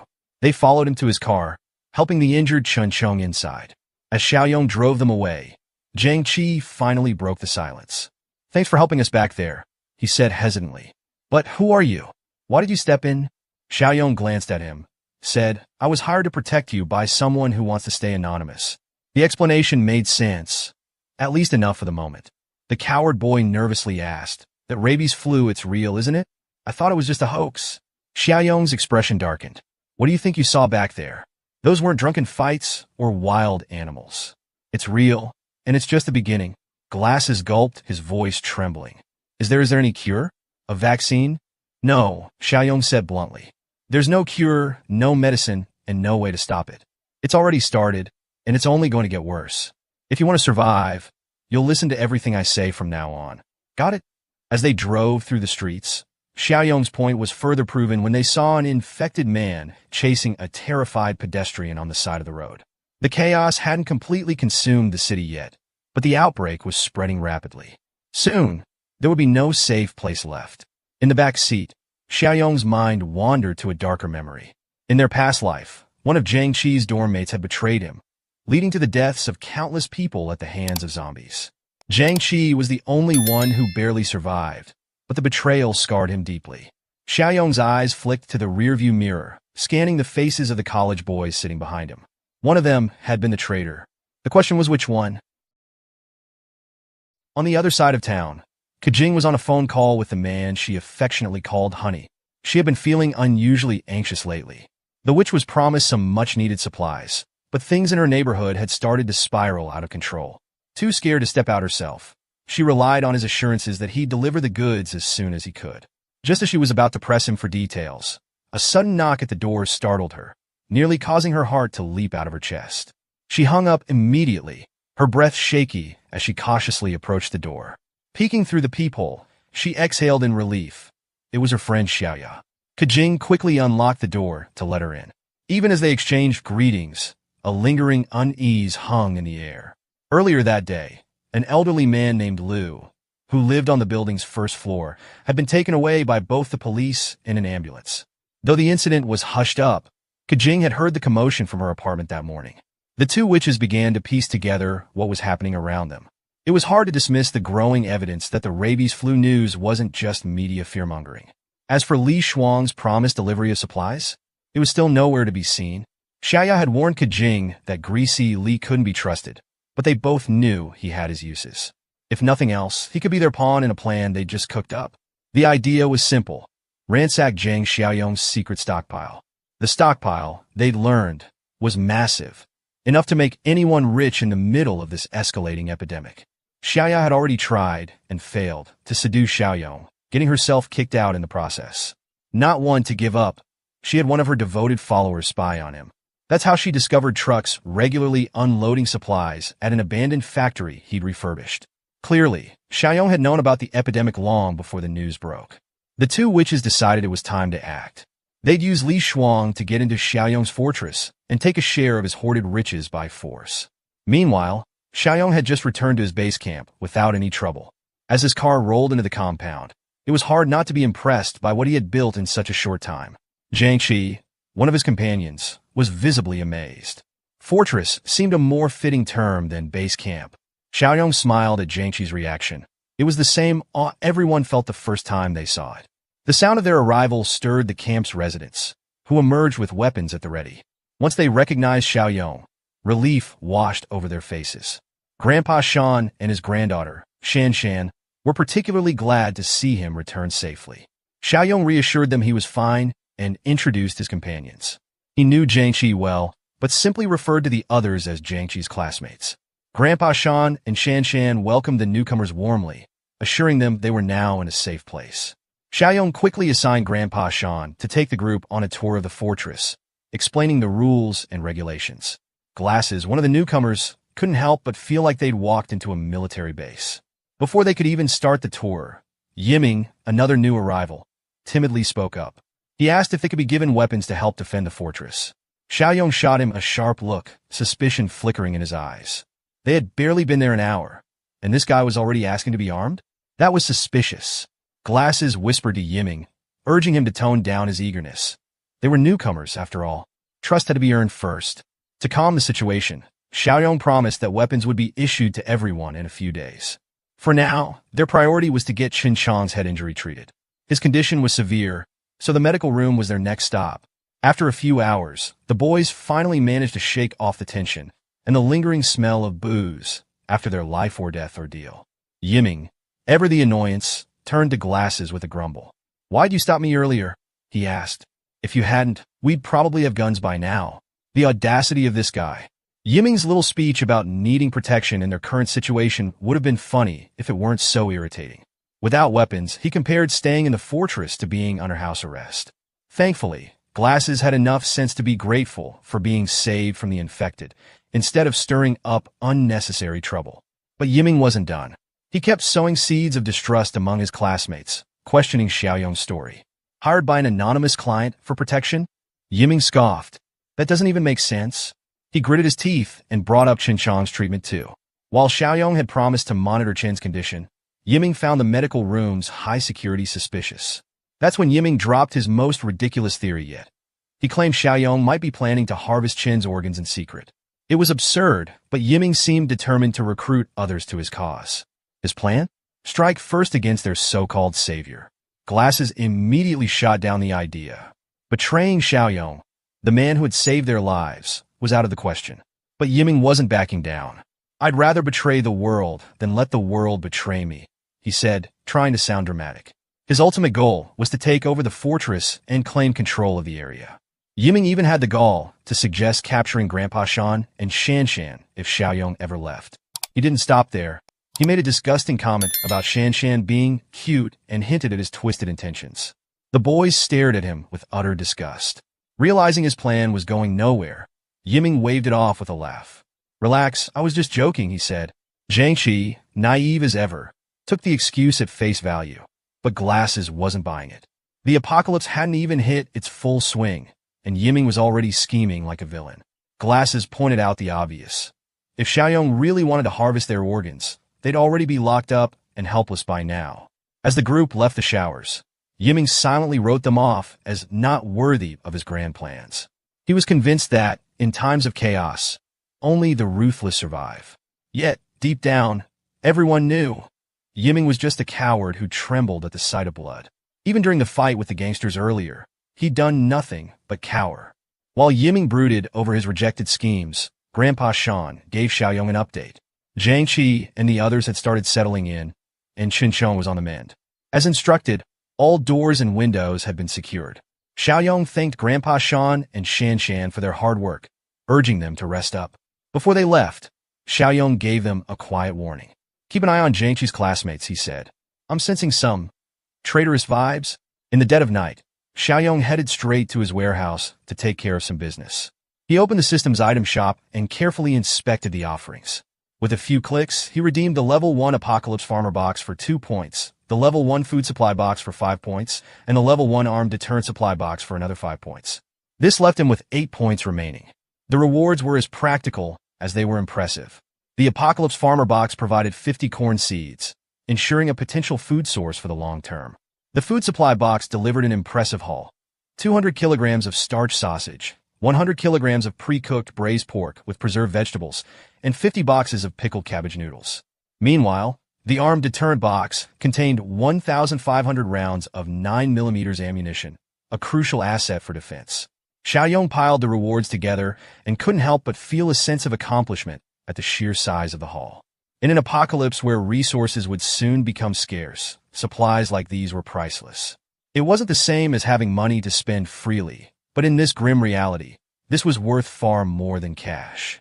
The next morning, the tranquility of the fortress was shattered by the arrival of multiple vehicles pulling up to the gate. Armed men carrying blades poured out of the cars, their movements brisk and purposeful. A man in a suit, clearly in charge, ended his phone call and barked orders at his crew. "Break down the gate," he yelled. The group, nicknamed the Stupid Army for good reason, began bashing the steel gates with bats and kicking them with all their might. After several minutes of futile effort, the men complained loudly about the gate's thickness. "This thing's too strong. We can't break it with this junk," one of them shouted. Furious, Mr. Suit ordered his men to bring out their big guns. However, instead of explosives or heavy weaponry, the crates they carried contained something much less impressive: wine bottles. The gang quickly turned these into Molotov cocktails, lighting them up and hurling them over the gates. The fiery bottles landed clumsily, mostly setting small fires in the yard rather than hitting any valuable targets. Even so, the bright flames caused quite a stir. A few managed to land on the roof of the outer apartment complex, drawing attention from those inside. Shanshan, Jiangqi, and the others sprang into action, grabbing fire extinguishers and buckets of water to contain the blaze. Thankfully, Xiaoyong had already warned them about the likelihood of attacks like this. Though the larger disaster hadn't yet unfolded, situations like these were becoming all too common. While the younger group dealt with the fires, Xiaoyong and Grandpa Shan emerged from the warehouse. Armed with an assault rifle and a shotgun, respectively, they climbed up to the watchtower for a better view of the chaos outside. Once at the top, Grandpa Shan peered at the scene below and squinted in recognition. "That guy in the suit, doesn't he look familiar? Pretty sure he's the one who had that road rage incident with us on the highway a few days ago," he said. One of the thugs on the ground spotted the two figures standing on the watchtower and pointed them out to Mr. Suit. "Boss, there he is. That's the guy from the road." Mr. Suit's anger exploded. Recognizing Xiaoyong, he screamed obscenities, his voice carrying loud and clear to the watchtower. "You little punk, you got some nerve. Get your ass down here, or I'll burn this place to the ground." Xiaoyong, calm and composed, replied coldly, "You've got 5 minutes to get off my property. If you're still here after that, you won't like what happens next." The gangsters were enraged. To them, Xiaoyong's warning was nothing more than a brat's empty threat. Instead of backing down, they doubled down on their efforts, hauling out 2 more crates of Molotov cocktails to negotiate their way in. Suddenly, Xiaoyong's system sent him a new task. While Grandpa Shan was stressing over whether they should fire a warning shot, Xiaoyong was busy reading the mission details. The task was straightforward: eliminate the threats as quickly as possible for a reward of 10 points. The generous reward quickly dispelled any notion of firing warning shots. These intruders were no innocent bystanders. They were criminal gangsters causing chaos even before society had fully broken down. Their reckless use of Molotov cocktails could have easily burned someone alive. Xiaoyong believed that leaving scum like this alive during the apocalypse would only lead to more harm for innocent people. With that thought in mind, he made his decision. No warnings, no mercy. He steadied his aim and pulled the trigger. The first bullet tore into Mr. Suit's arm, stunning him into silence and causing him to clutch his now severed limb. The man's agonized screams filled the air, and the thugs quickly realized they had picked the wrong fight. From the watchtower, Xiaoyong remained calm on the outside, though he silently cursed himself for missing the kill shot. His aim had grown rusty after living a peaceful life for so long. However, he wasn't about to let that stop him. The thugs, panicked by the sight of the assault rifle, scattered and dove for cover behind their vehicles. Leading the retreat was none other than their injured boss, Mr. Suit. But Xiaoyong wasn't one to let his targets escape. With a grim determination, he began picking off the retreating thugs, one by one. They had rained fire on his property, so he returned the favor with lead, aiming for their chests, heads, and anything else in his line of sight. It was a brutal slaughter. Mr. Suit, driven by pure adrenaline, managed to reach one of the vehicles and scramble inside. Ignoring the bleeding stump that used to be his arm, he screamed at the driver to get them out of there immediately. Grandpa Sean, watching from the tower, cast a worried glance at the escaping car. But Xiaoyong showed no concern. This was why he had grabbed the automatic rifle from the armory. Taking careful aim, he tracked the vehicle's movements and unleashed a relentless barrage of high-caliber bullets. Magazine after magazine, Xiaoyong emptied his load, each shot finding its mark. Grandpa Sean observed in awe. The young man's fluid movements, aiming, firing, reloading, were a sight to behold. Even during his years of military service, Grandpa Sean had never seen such precision and efficiency. When Xiaoyong was finally done, silence returned to the area around the fortress. The fire set by the Molotov cocktails had been extinguished, and the road leading to the gate was littered with the bodies of thugs. The getaway vehicle, riddled with bullets, had broken down entirely. Everyone inside was lifeless, their escape attempt cut short. Without missing a beat, Xiaoyong turned to Grandpa Sean. "Call Jiangqi and the others," he said. "Have them come out and clean up the mess at the front door." But as he watched the scene below, a new idea formed in his mind. It was still the early days of the apocalypse, and this incident could be used to their advantage. Instead of disposing of the bodies, he could allow them to mutate into zombies. This would create practical combat scenarios to help Jiangqi and Shanshan develop their fighting skills. With a faint smirk, Xiaoyong revised his instructions. On second thought, leave them where they are. We'll use this for something more productive later. Grandpa Sean nodded, understanding the young man's forward-thinking approach.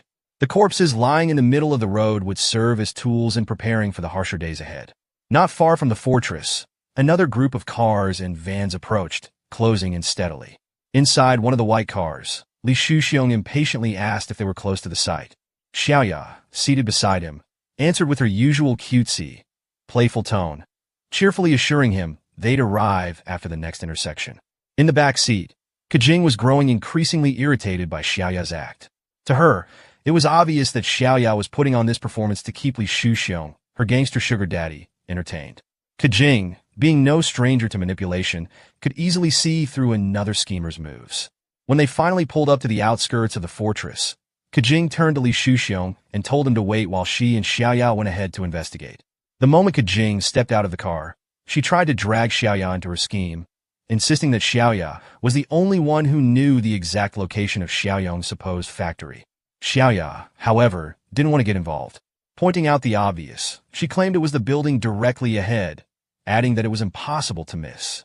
She also complained that her shoes weren't suitable for walking long distances. But Kajing wasn't taking no for an answer. Ignoring Xiaoya's protests, even her request to grab her phone, Kajing physically dragged her out of the car.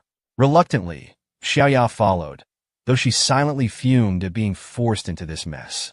Back in the car, Li Shuxiong called his crew to action. "Get ready to move at a moment's notice," he ordered. He planned to lead the charge, with the vans packed full of young thugs and veteran gangsters following close behind. As they walked toward the fortress, Xiaoya whispered her frustrations to Kajing, making it clear she didn't want to be dragged into whatever chaos was about to unfold. But Kajing, ever suspicious, saw through Xiaoya's reluctance. She assumed Xiaoya was making a play for her gangster sugar daddy, Li Shuxiong. The truth was far more calculating. Xiaoya had no interest in Shuxiong. She had dressed up and played her part in hopes of catching the attention of Xiaoyong. After all, Kajing's involvement with Shuxiong had already compromised her in Xiaoyong's eyes. As they approached the gate, the women finally noticed the grisly scene ahead. The road leading to the fortress was littered with corpses riddled with bullet wounds. Xiaoya froze in fear, urging Kajing to turn back. Judging by the dried blood, it was clear the bodies had been there for some time. Kajing, however, was undeterred. She guessed that the bodies belonged to two rival groups who had fought over Xiaoyong's supplies. With hardened criminals lying dead in the aftermath, she assumed that Xiaoyong, the supposed loser, must have been caught in the crossfire. But even if he hadn't survived, The supplies were all that mattered. Xiaoya tried to reason with her, suggesting they let Li Shuxiong and his boys handle the situation. But Kajing insisted on sneaking closer to check if the factory gates were locked. What the women didn't know was that the gangster corpses had already begun mutating, the virus in their systems activating post-mortem. Oblivious to the danger, the two women pressed on toward the gates. Standing in front of the massive steel barrier, Xiaoya pointed out that there was no visible way to open it. The gates were sealed tight, and even the interior compound was obscured from view. That, at least, gave her some relief, as it suggested Xiaoyong might still be safe and secure. Their scheming was interrupted when a voice called out from the outpost near the entrance. Shanshan, armed with a crossbow, stood guard. Putting on a tough front, she demanded to know who they were and how they'd found the fortress. Xiaoya quickly adopted a friendly tone, pretending to be an old acquaintance. She told Shanshan that the two of them were friends of Xiaoyong. Kajing, always bold, went a step further, claiming to be Xiaoyong's girlfriend. Shanshan, unimpressed, turned back toward the compound to inform Xiaoyong of the two witches outside, one of whom was making wild claims about being his girlfriend. As soon as Shanshan was out of earshot, Kajing began venting her frustration. She accused Xiaoyong of ditching her for a younger woman, clearly referring to Shanshan. Xiaoya, more pragmatic, warned Kajing to keep her emotions in check. Shanshan had a crossbow and wasn't afraid to use it. The women's confidence, however, lay in their belief that Li Shuxiong and his armed gang could pull off the heist. As far as they were concerned, all they needed to do was open the gates and let the chaos unfold. When Xiaoyong arrived at the watchtower and laid eyes on the two women, two of the most troublesome figures from his past, his anger was barely contained. Secretly activating his mind's eye, he appraised their status. Sure enough, their outward friendliness was nothing but a facade. Both women were seething with hidden negative emotions, each trying to manipulate the situation to their advantage. Xiaoya wasted no time putting on her performance, claiming they had come to check on Xiaoyong out of concern. She painted a picture of chaos and worry, trying to appeal to his pity. But Xiaoyong, having learned his lesson from past experiences, wasn't falling for it. With a cold smirk, he called their bluff. "So," he asked, his voice dripping with sarcasm, "what kind of weapons did you bring with you this time?" The scheming duo, Kajing and Xiaoya, stood frozen in place. Their plans had been completely unraveled before they even stepped into the fortress. To make matters worse, Xiaoyong decided to teach them a lesson right then and there. From the watchtower, he opened fire, raining bullets onto the spot where they stood. Panicked, the two women screamed and danced around, dodging the shots. They shouted at him, calling him crazy for being so reckless. But Xiaoyong, standing tall and calm, emptied his magazine without hesitation. Xiaoya was terrified of the firearm and tried to appeal for a calmer, less hostile resolution. Kajing, however, doubled down, treating Xiaoyong as the weak, spineless fool she always thought he was. They couldn't have been more wrong. Killing them outright would have been too easy for Xiaoyong. Instead, he had something far darker and more gruesome in mind, a punishment that would match the malice in their hearts. That's when the groans started. From behind the women, the corpses of the gangster thugs began to stir. One by one, they reanimated, their bodies twisted and ravenous. This was the rabies flu, or so people still called it in the early days of the outbreak. Xiaoyong watched the scene from his perch, completely unfazed. The transformation of the gangsters into zombies wasn't just a terrifying spectacle, it was poetic justice. Leading the pack of the undead was none other than the cowardly Mr. Suit, still clinging to his twisted sense of importance even in death. As the zombies lurched forward, their ravenous hunger driving them, the two women finally realized what was happening. The first three zombies lunged with terrifying speed, desperate to sink their teeth into fresh flesh. The women screamed and started running, barely avoiding the snapping jaws and clawing hands of the undead. Frantic and breathless, they screamed for help, their cries reaching the ears of Li Shuxiong, still sitting in his car nearby. He glanced out the window and saw the horrifying sight of zombies chasing the women. Fear gripped him immediately. Without hesitation, Shuxiong barked orders at his men. "Turn around! Get us out of here!" His gang obeyed instantly, their vehicles screeching as they sped away, leaving the women behind to fend for themselves. Kajing, panicked and desperate, was slowing down. She wasn't fast, and the zombies were closing in. But she wasn't about to go down without trying something underhanded. With no hesitation, she threw her purse forward, aiming for Xiaoya, the faster runner. The purse's strap caught around Xiaoya's ankle, tripping her. Xiaoya fell face first onto the pavement, injuring herself badly. She barely had time to recover before the zombies pounced on her. Their teeth tore into her flesh as she screamed in agony. Blood splattered everywhere as they devoured her, their hunger insatiable. Xiaoya's cries turned into gurgles of rage and betrayal. In her final moments, her bloodshot eyes locked onto Kajing, who had deliberately sacrificed her. But Kajing didn't stop to look back. Instead, she kept running, muttering to herself that Xiaoya deserved it. Her callousness knew no bounds. From the watchtower, Xiaoyong observed the entire scene, his expression cold and detached. As Xiaoya met her grisly end, the system in his mind chimed, awarding him 10 more points for eliminating a threat. Meanwhile, Shan Shan, standing nearby, was horrified. She had never seen zombies before, and the sight of the dead gangsters reanimating into flesh-hungry monsters was almost too much for her to handle. Xiaoyong, still calm, explained the situation to her. "This is the true beginning," he said. "The air is filled with infectious alien particles now. Anyone exposed to the outdoors for too long, especially the dead or weak, will mutate quickly." He wasn't interested in watching the chaos unfold any longer. Turning his focus inward, he decided it was time to regroup and prepare for what was coming. Summoning everyone in the fortress, Xiaoyong called an urgent meeting. Once everyone was gathered, he laid out his plan. "For the next 2 days, we need to stay indoors," he said firmly. "Seal the windows and doors. Don't go outside for any reason. This will give our bodies time to gradually adapt to the infection, reducing the risk of mutation." Hearing this, Jiangxi brought up a critical concern. "What about Brother Chong?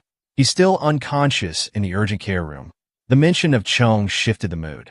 While his head wound had improved thanks to basic medical care, he still hadn't regained consciousness. Worse, his condition was deteriorating. It was clear that the infection was spreading rapidly through his body. Even though his subconscious fought back against the mutation, the virus was relentless. His veins bulged visibly, the infection coursing through them like wildfire. The city had descended into utter chaos. Violence and pandemonium filled the streets. Some people were trying to escape, some were losing control, and others were eating each other. An old man, hiding in his home and peeking through the window, muttered to himself, "It's complete madness out there." He had a plan. As soon as night fell, he would head to a warehouse to gather supplies for his family. Until then, he warned his wife and child to never open the door for anyone except him. But just then, someone started banging on the door. The loud, successive knocks sent a wave of tension through the room. The family froze, wondering what, or who, could be on the other side. The man gestured to his wife and child to stay silent. Grabbing a golf club from his kit, he cautiously approached the door to check the situation. A voice called out, "Brother Jay." Hearing this, the old man sighed in relief. It was his old buddy, Yang Tao, or so he thought. Jay began to pull the handle to let his friend in. But before he could, the visitors forced their way in with a powerful kick that sent Jay flying across the room. His frail body hit the wall with a thud. What he believed to be a friend was far worse, far more dangerous than even the zombies outside. A gang of furious thugs surrounded him, their anger palpable. The poor guy didn't even get a chance to grab his golf club before his face was slammed against the cold floor. As his former colleagues loomed over him, he desperately tried to meet Yang Tao's eyes, hoping to appeal to whatever goodwill might be left. He reminded Yang Tao of how well he had been treated in the organization, but Yang Tao wasn't buying it. To him, Jay had always been an arrogant boss who saw Yang Tao as nothing more than a disposable lackey. Sure, Yang Tao had made decent money, enough to put a down payment on a house, but Jay? He earned enough to buy entire neighborhoods. But this wasn't about the past, it was about business. The thugs weren't here to chat. They wanted the warehouse keys and an address. Jay's defiance was starting to test their patience. Seeing his stubbornness, Yang Tao made his way toward Jay's wife and child. Without hesitation, he grabbed the wife by her hair, forcing Jay to watch in horror. The little boy, driven by pure instinct, charged at Yang Tao to protect his mother. But the size difference was too great. All the child could do was sink his teeth into the thug's arm, his face soaked with tears of fear. It didn't work. Yang Tao retaliated with a sharp slap that sent the boy reeling. Watching his family suffer, Jay's anger boiled over. He shouted at Yang Tao, demanding he come after him instead. Yang Tao, however, remained calm. He promised no further harm would come to the mother and child if Jay cooperated and led them to the warehouse. Left with no choice, Jay complied, and the group set off, dragging him along as their hostage. They soon arrived at the warehouse. The mechanical door creaked open, revealing only a few scattered supply boxes, a far cry from the treasure trove the thugs had expected. It turned out that most of the stock had already been sold, even the nearly expired food, to a big client. Hearing the name Zhang Xiaoyong, their wealthy buyer, sparked a new idea in Yang Tao's mind. Why stop here? They could raid Zhang Xiaoyong's factory and claim his massive stockpile of supplies for themselves. If they succeeded, they'd be set for life. Brother Jay had strongly advised against such a reckless plan. During his routine deliveries, he had accidentally spotted a young man carrying a gun. This led him to suspect that Xiaoyong had somehow learned about the looming disaster beforehand. Yang Tao, however, remained calm and unbothered by the mention of guns. To him, it was a matter for Brother Jay to handle, not his concern. The thug's explanation was simple yet chilling. His job was to take Zhang Xiaoyong's supplies in exchange for ensuring the safety of his wife and son. Yang Tao, hearing this, called it a fair trade. But Brother Jay was trapped in a terrible dilemma, torn between saving his family and his moral compass, unsure how to navigate the crisis. Back in Xiaoyong's seemingly impenetrable fortress, the situation was tense yet quieter following repeated failed invasion attempts. The group had assembled in the urgent care area to confront a grim reality. Their biggest problem now lay in the bed before them. Chen Chong, who had succumbed to the infection. After losing consciousness for several days, he had finally woken up, but his mind was gone. His body was alive, but his humanity had been lost. His classmates were devastated. Tears flowed as they mourned their brave and kind friend. Almost everyone was crying. Everyone except Yiming. Unlike the others, Yiming boldly declared that they should kill Chen Chong immediately. His suggestion shocked the group. Xiaoyong turned to look at the defiant young man, while Zhang Qi glared at him with disgust and disappointment. How could you suggest something so cruel? Zhang Qi demanded. But Yiming stood firm. He argued that Chen Chong was already gone.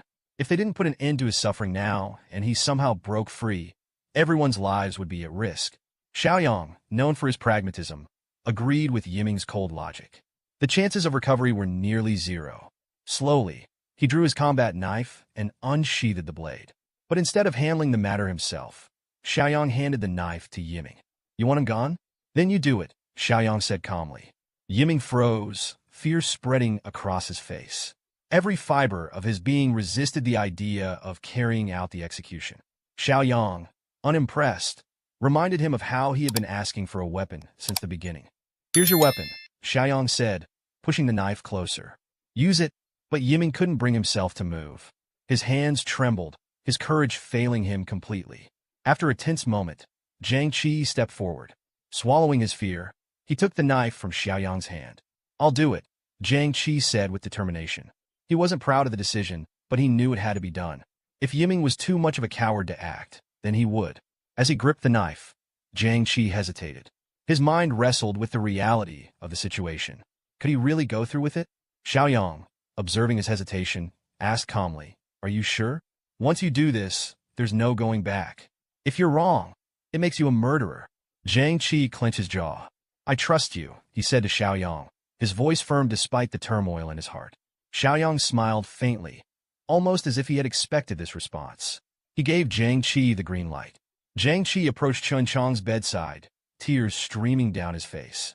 He raised the knife high, aiming for his friend's throat. His hands shook as he prepared to strike. But just as the blade was about to pierce the flesh, Xiaoyong intervened. The knife stopped midair.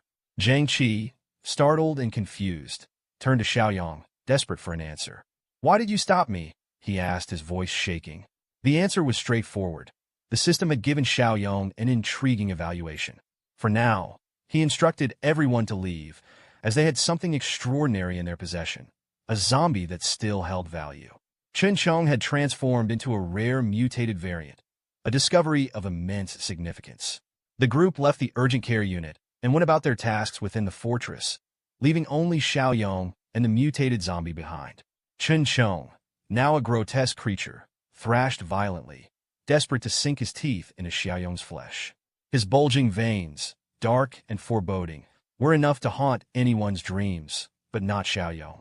Standing face to face with the aggressive mutant, Xiaoyong remained calm, even exhilarated. With a hint of excitement in his voice, he told the creature it had an important mission to fulfill. Outside, the sun was shining, and the clouds were scattered thinly across the sky. Near the fortress on the town's outskirts, a car was swerving uncontrollably, struggling to stay on course. With no other vehicles on the road, the poorly driven car eventually crashed into a lamppost, rendering it useless. Brother Jay stepped out, scratching his head in frustration. His bad luck had cost him a car before reaching his destination. Fortunately, the factory wasn't far, just a short walk away, so he was almost there. However, his calm demeanor quickly shifted to fear when a gang of zombie stragglers attacked, drawn by the noise. Reacting instinctively, Brother Jay foolishly shielded himself with his arm, allowing the zombie to bite deep into his flesh. He pushed the mindless monster away, his left arm bleeding. As the zombie staggered to its feet, Brother Jay ran back to the wrecked car, desperate to find the crowbar he had prepared as a weapon. It might help, but would it be enough? His anger and adrenaline fueled his strength as he swung the crowbar, striking the zombie across the face with a brutal hit. After knocking the eager zombie down, he continued bashing its skull until it stopped moving completely.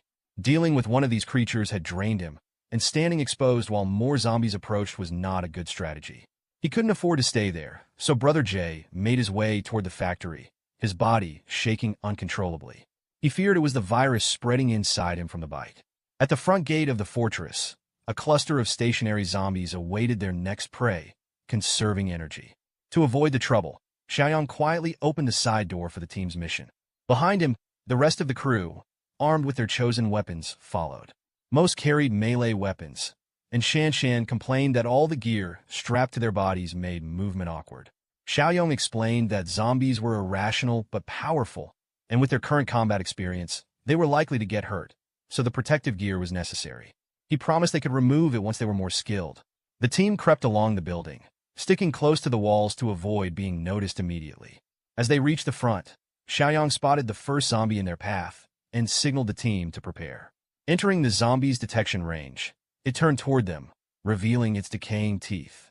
With the battle imminent, Xiaoyong reminded his team to remember their training. Always watch each other's backs and maintain a safe distance.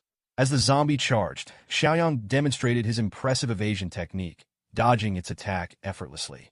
He remained calm enough to provide a lesson in the middle of the fight. When a zombie misses its attack, he explained, survivors must take advantage of the moment.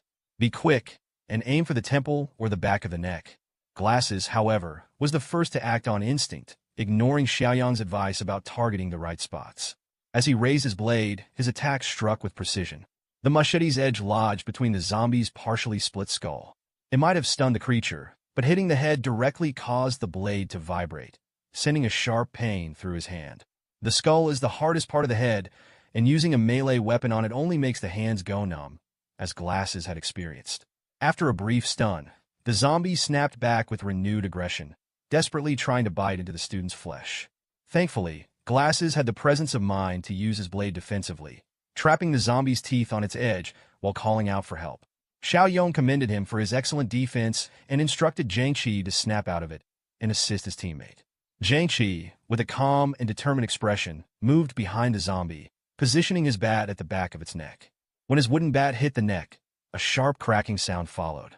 Xiaoyong was pleased with their first real training results and reminded them that one strike wouldn't be enough, so everyone joined in to finish off the zombie. Once it was down, Jiangqi eagerly turned to his brother, Xiaoyong, seeking validation for their successful hit. Xiaoyong only smirked as another aggressive zombie appeared, snarling and charging, hungry for human flesh. Jiangqi's face turned worried, fearing his brother might be sneak attacked by the mindless corpse. But instead of a bite, the group watched as Xiaoyong turn around, grabbing the zombie by the head like a toy. He pushed its mouth away from his body while the zombie struggled helplessly. Xiaoyong reminded everyone to follow his example, always observing their surroundings and never letting their guard down.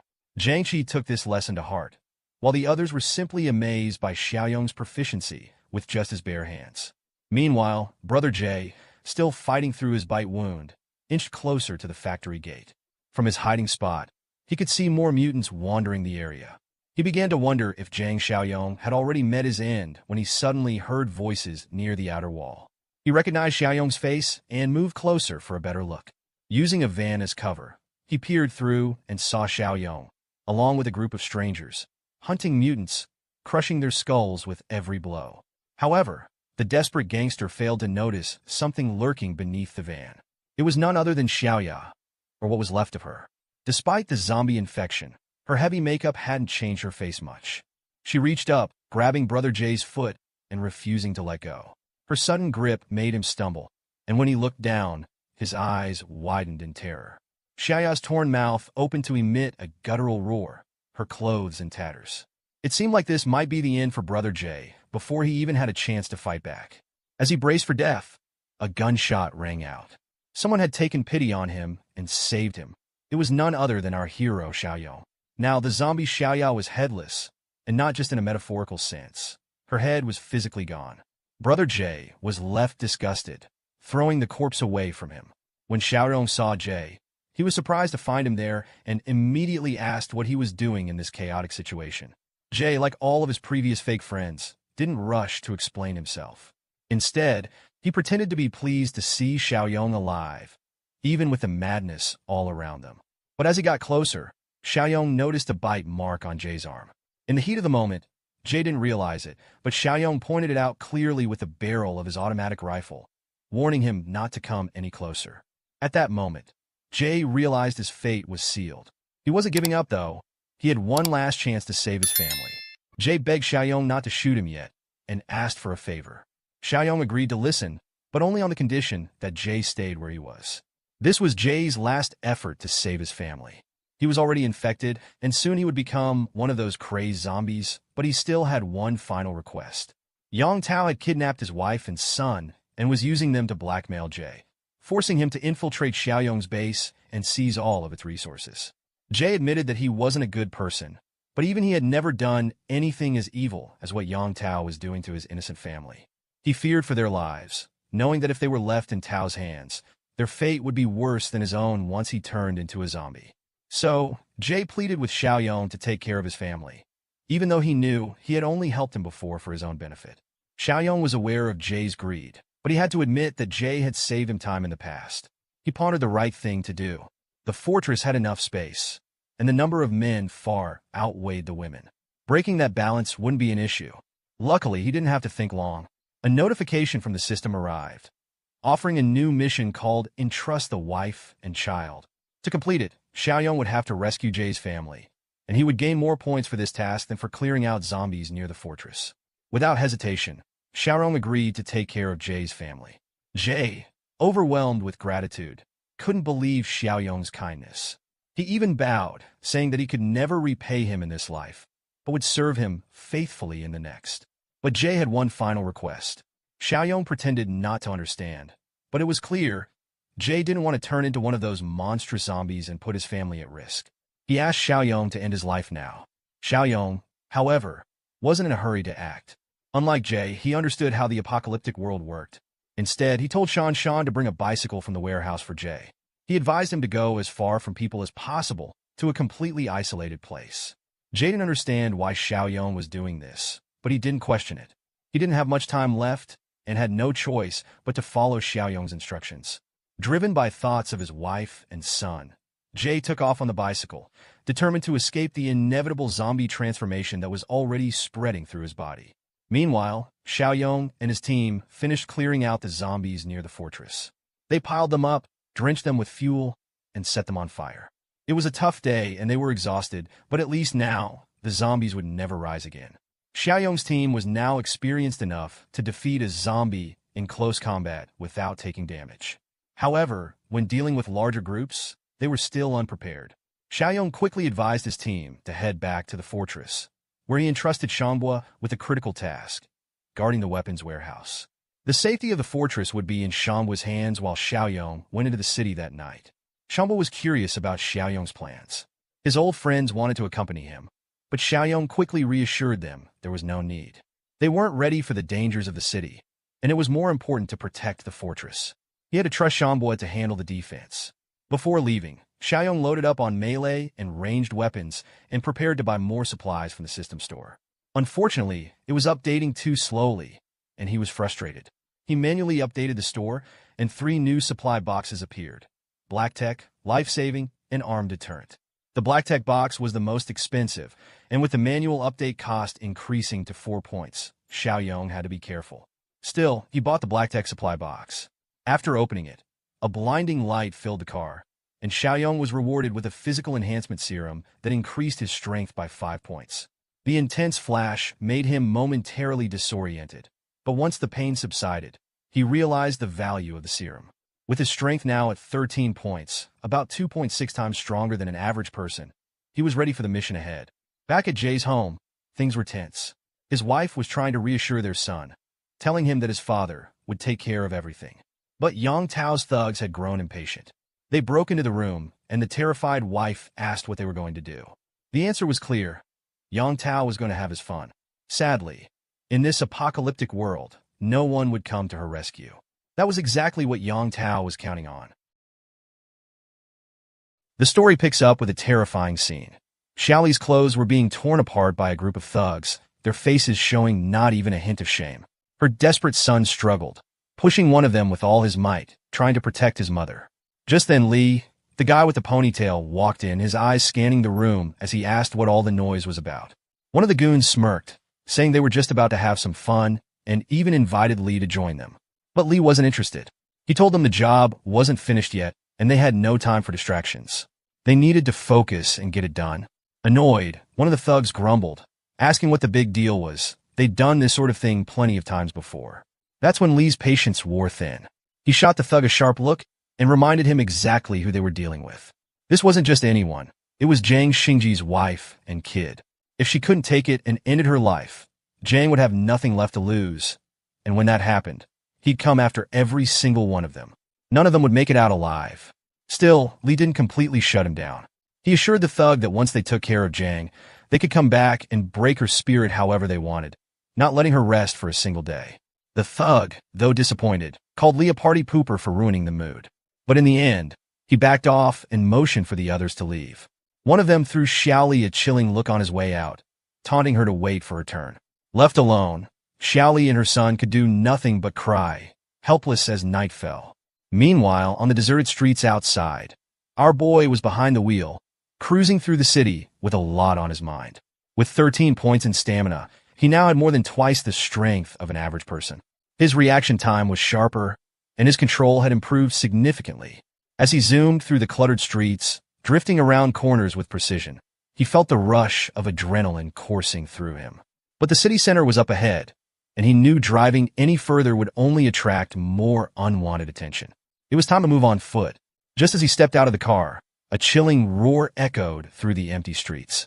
Turning around, he spotted 2 zombies charging straight at him. But he didn't flinch.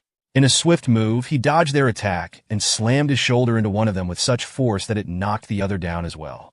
Without hesitation, he summoned his sword and charged at the zombies, going full throttle. With a single swing, both of their heads flew off in an instant.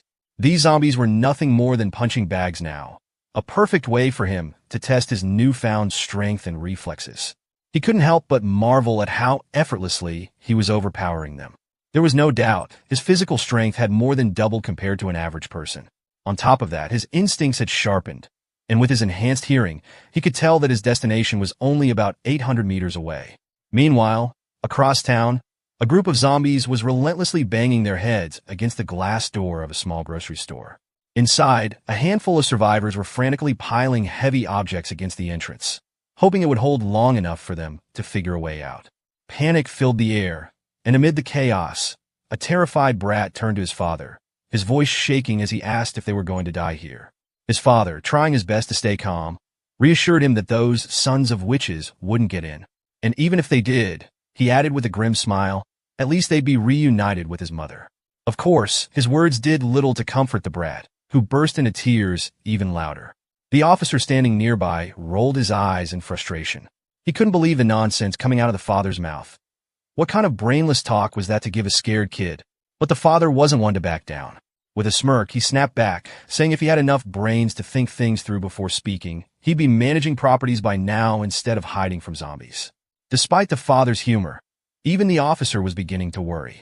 The constant pounding on the door wasn't stopping, and for a moment, it seemed like they really might not make it out alive. Just as the tension reached its peak, a sudden gunshot echoed through the air. One of the zombies clinging to the door had its head blown apart, sending a shockwave through the group. Brat collapsed to the ground in fear, while his father stood frozen, clueless about what just happened. The officer snapped into action, telling them to move the barricade aside and check who was outside, but not to make any noise. Slowly and carefully, they peeked through the narrow gap, only to realize that all the nearby zombies had already been taken care of. Relieved but still cautious, they stepped outside. Brat's eyes widened in shock as he suddenly blurted out something about a mutant. His father, confused, quickly asked what he meant. In a hushed, shaky voice, Brat explained, it wasn't just an ordinary zombie out there.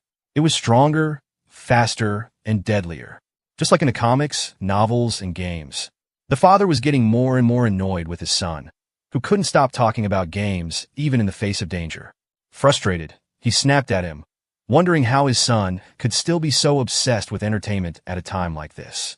No wonder his grades were always the worst, father thought bitterly. Don't forget that this father's name is Old Song, so we will be calling him that from now on. The officer, growing impatient, turned to him and told him to cut it out. How were grades even relevant right now? They had bigger things to worry about. He urged them to stay focused and keep an eye on their surroundings. After all, they didn't want that mutant zombie ambushing them out of nowhere. As they moved forward, the officer repeated his warning, reminding them to stay alert. Step by step, they carefully made their way toward the base. Eventually, they reached a fork in the path and came to a stop. That's when Old Song's eyes landed across the street. There stood a young man, clearly focused on something, his hands moving swiftly in the air as if adjusting invisible controls. It was none other than our boy, deep in thought, busy adding points to his system and fine-tuning his stats. Before anyone could think, Old Song's son suddenly screamed in panic, pointing at him and shouting that it was a mutant zombie. But the officer, being the only one with some common sense, quickly assessed the situation. This guy didn't look like a zombie at all. He looked like a survivor. Our boy couldn't help but chuckle at the brat's wild imagination and casually told him to stop jumping to conclusions. The officer, now relieved, stepped forward cautiously and warned our boy that it was too dangerous to be wandering around alone. He suggested that they should stick together if they wanted to survive and invited him to join their group. Curious but cautious, Zhang Xiaorong asked them who they were and why only a few of them were out here. As he scanned the area, the officer explained that they were searching for supplies and mentioned that many civilians were still gathered at Rangxiang Garden. The mention of the place triggered a memory in Zhang's mind. He recalled that Junu Mansion was nearby, not far from where they stood. Old Song immediately agreed, pointing out that it was just across the street. He then urged Zhang to join them, emphasizing that there was strength in numbers. With Officer Li carrying a gun and their experience dealing with mad zombies, they were confident in their ability to protect him. Of course, they had no clue about our boy's true capabilities. But instead of showing off or bragging about his strength, he simply nodded and agreed to go with them. And with that, they cautiously continued their journey forward, each step taken with care and vigilance. Old Song looked at Zhang Xiaoyang with a curious expression, asking why he wanted to go to Jinyu Mansion. He wondered if there was someone important he was trying to find. Zhang Xiaoyang simply replied with a yes, offering no further details. But Old Song wasn't done yet. He pressed on, asking if it was a relative or perhaps a girlfriend. Then, with a somber tone, he reminded Zhang that it was the end of the world, and whoever he was looking for was probably already dead. He advised Zhang to prepare himself mentally for that harsh reality. The officer gritted his teeth and nodded. He admitted that even if they hadn't been killed by the Ravagers, there was still a chance they might have run into those beasts. The mention of beasts caught Xiaoyang's attention, and he immediately asked what he meant by that. Officer Li, who had been listening quietly, stepped in and explained. He revealed that a group of thugs had taken over the Bichue mountain villa area in the eastern part of the city. To survive, they didn't hesitate to harm other survivors. Their group had once encountered them and lost many companions in the process. Officer's face darkened at the memory, and he decided not to dwell on it further, simply reminding everyone to stay vigilant when dealing with other survivors. Suddenly, a sharp voice cut through the tense atmosphere. The brat shouted for the officer to be careful. Spinning around, Officer Li spotted a zombie lunging straight at him. Without hesitation, he took it down with a few well-placed shots. He stood there panting heavily, his heart pounding in his chest. For a brief moment, he thought it was over. But the relief didn't last long. The sound of gunfire had attracted more zombies, and panic quickly set in. Just then, his eyes landed on an abandoned bus nearby. Without wasting a second, he signaled for everyone to run toward it. Zhang Xiaoyong, however, grinned to himself, thinking a step ahead. Running blindly could attract even more zombies, but the bus, being a closed shelter, offered solid defense. The only downside? If it got surrounded, there would be no way out. He quickly weighed the pros and cons in his mind and decided that the emergency plan deserved a score of 70. By the time he finished his assessment, everyone had already made it into the bus. Officer Lee, still catching his breath, called out to him, urging him to hurry and keep up. Just as the tension reached its peak, Zhang Xiaoyong jumped into the bus, and Officer Lee wasted no time slamming the door shut behind him. With urgency in his voice, the officer warned everyone to stay alert and check each seat for any hidden ravagers. But before anyone could act, the brat shouted, his voice filled with panic, that the zombies weren't giving up. They were still gathering outside. Officer Lee gritted his teeth in frustration. Despite their quick escape, the undead were still on their trail, closing in fast. The bus shook violently as the zombies began banging on it, their relentless attacks growing stronger with each passing second. The officer struggled to keep the doors shut, but it was clear the pressure was becoming too much for him. Just then, Zhang stepped forward and, without hesitation, slammed the door with such force that the zombies were thrown back, and the door sealed shut completely. Officer Lee stood there, stunned, his jaw hanging open in disbelief. The sheer strength Zhang displayed was beyond anything he could have imagined. Without wasting a moment, Zhang came up with a plan. He firmly stated that he'd hold the door shut, buying them time, while the others should break the windows and fight back. Surprisingly, Officer Lee nodded, deciding to put his trust in Zhang's judgment. Without delay, they shattered the bus windows, and Old Song took the lead, striking down the zombies that tried to cling to the vehicle. The others quickly joined in, making sure Old Song didn't lose his balance while hanging out the window. Meanwhile, Officer Lee held back from using his bullets, carefully counting his remaining rounds. He knew he couldn't afford to waste them and needed to save them for when things got truly desperate.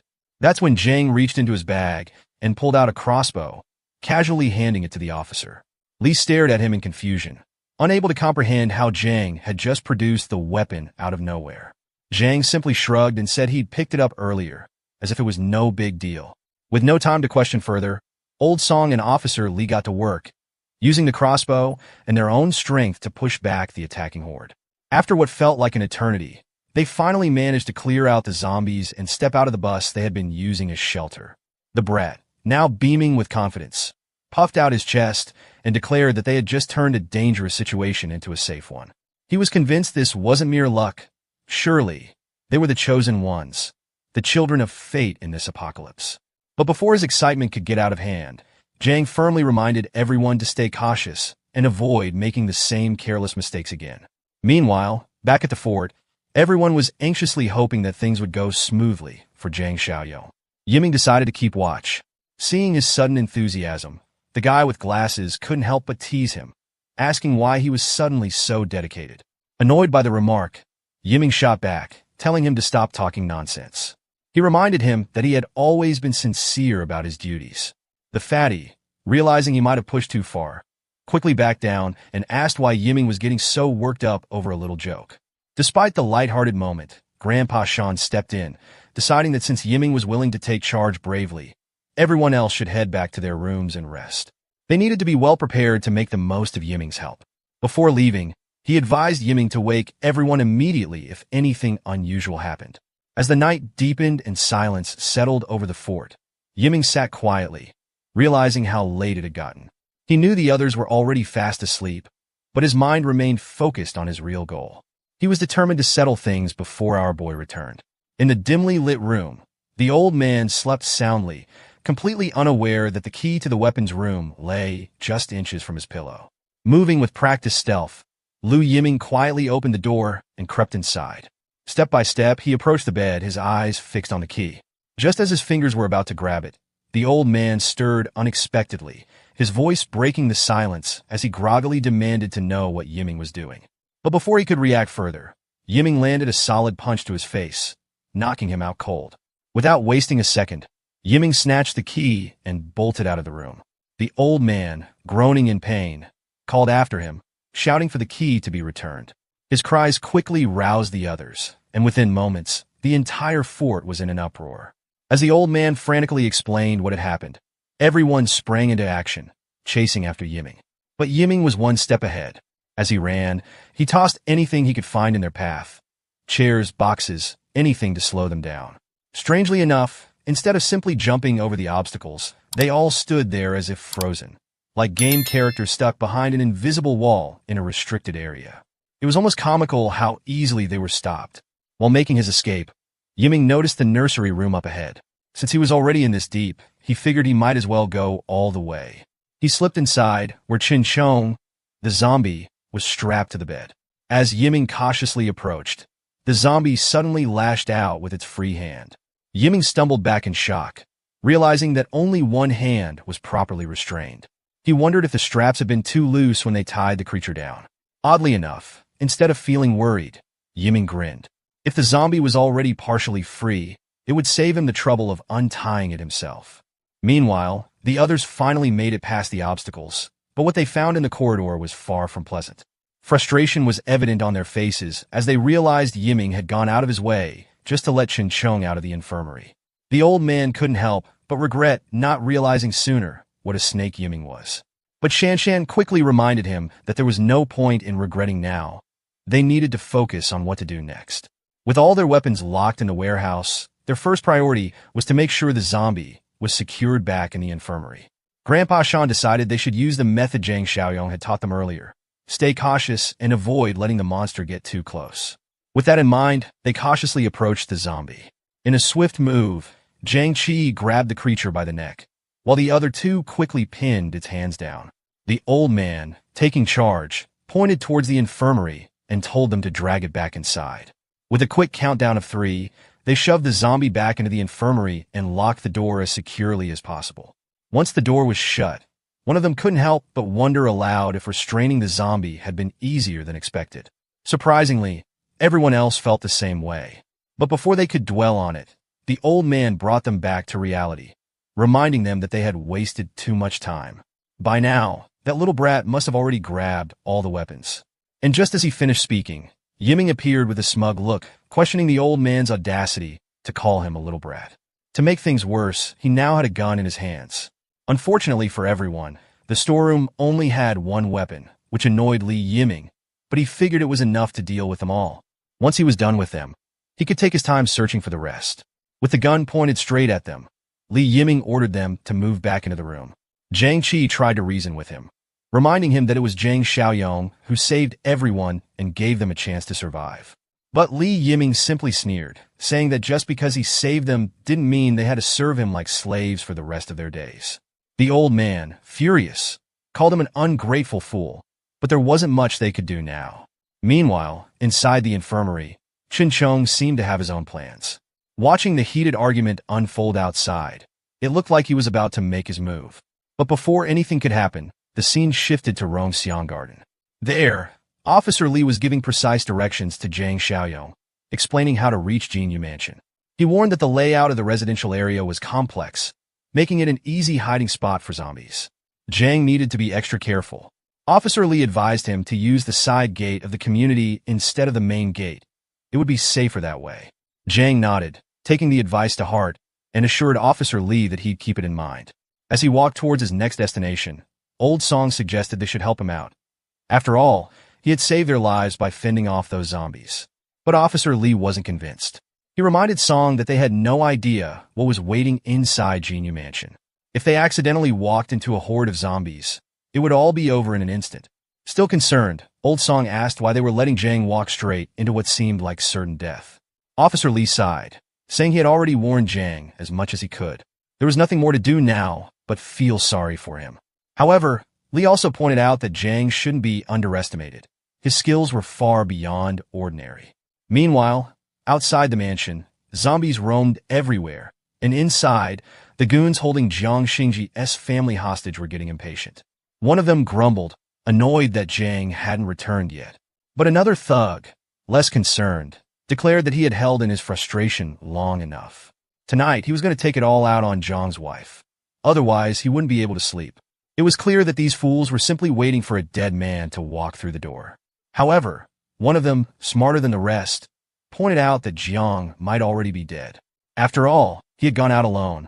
The disgusting thug shrugged and added that when they finally got their hands on the woman, they'd make sure to tie her up tight, so she wouldn't even have the chance to take her own life.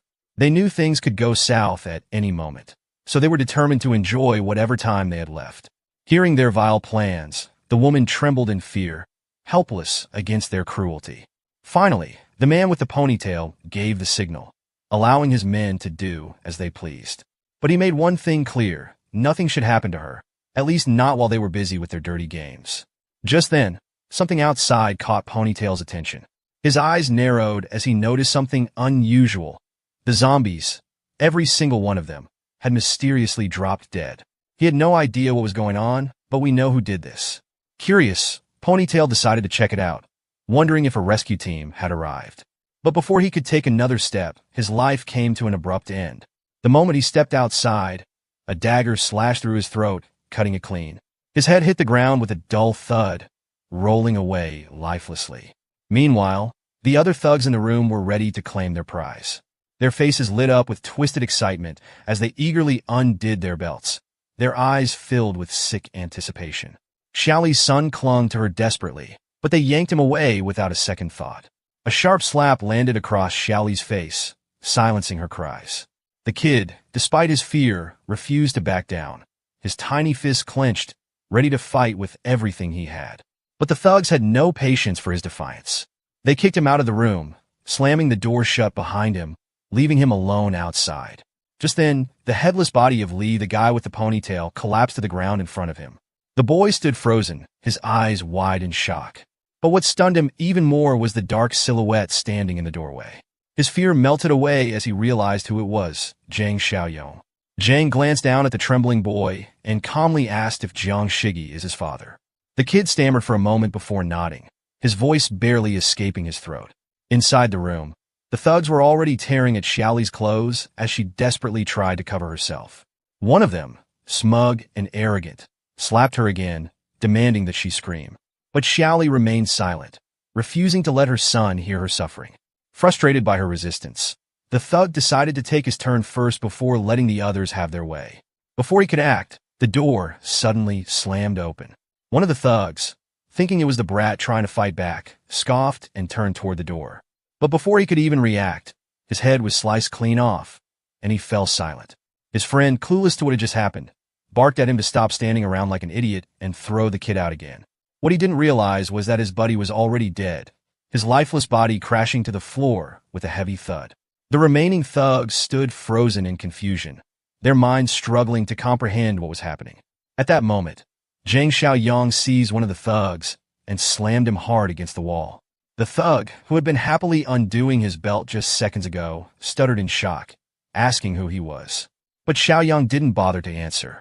Instead, without hesitation, he delivered a powerful kick straight to the thug's face, knocking him out cold and ending the fight in an instant. Meanwhile, back at the fort, tension filled the air. Li Yiming stood with his gun pointed at everyone, his voice cold and final as he warned them one last time: move, or he would shoot.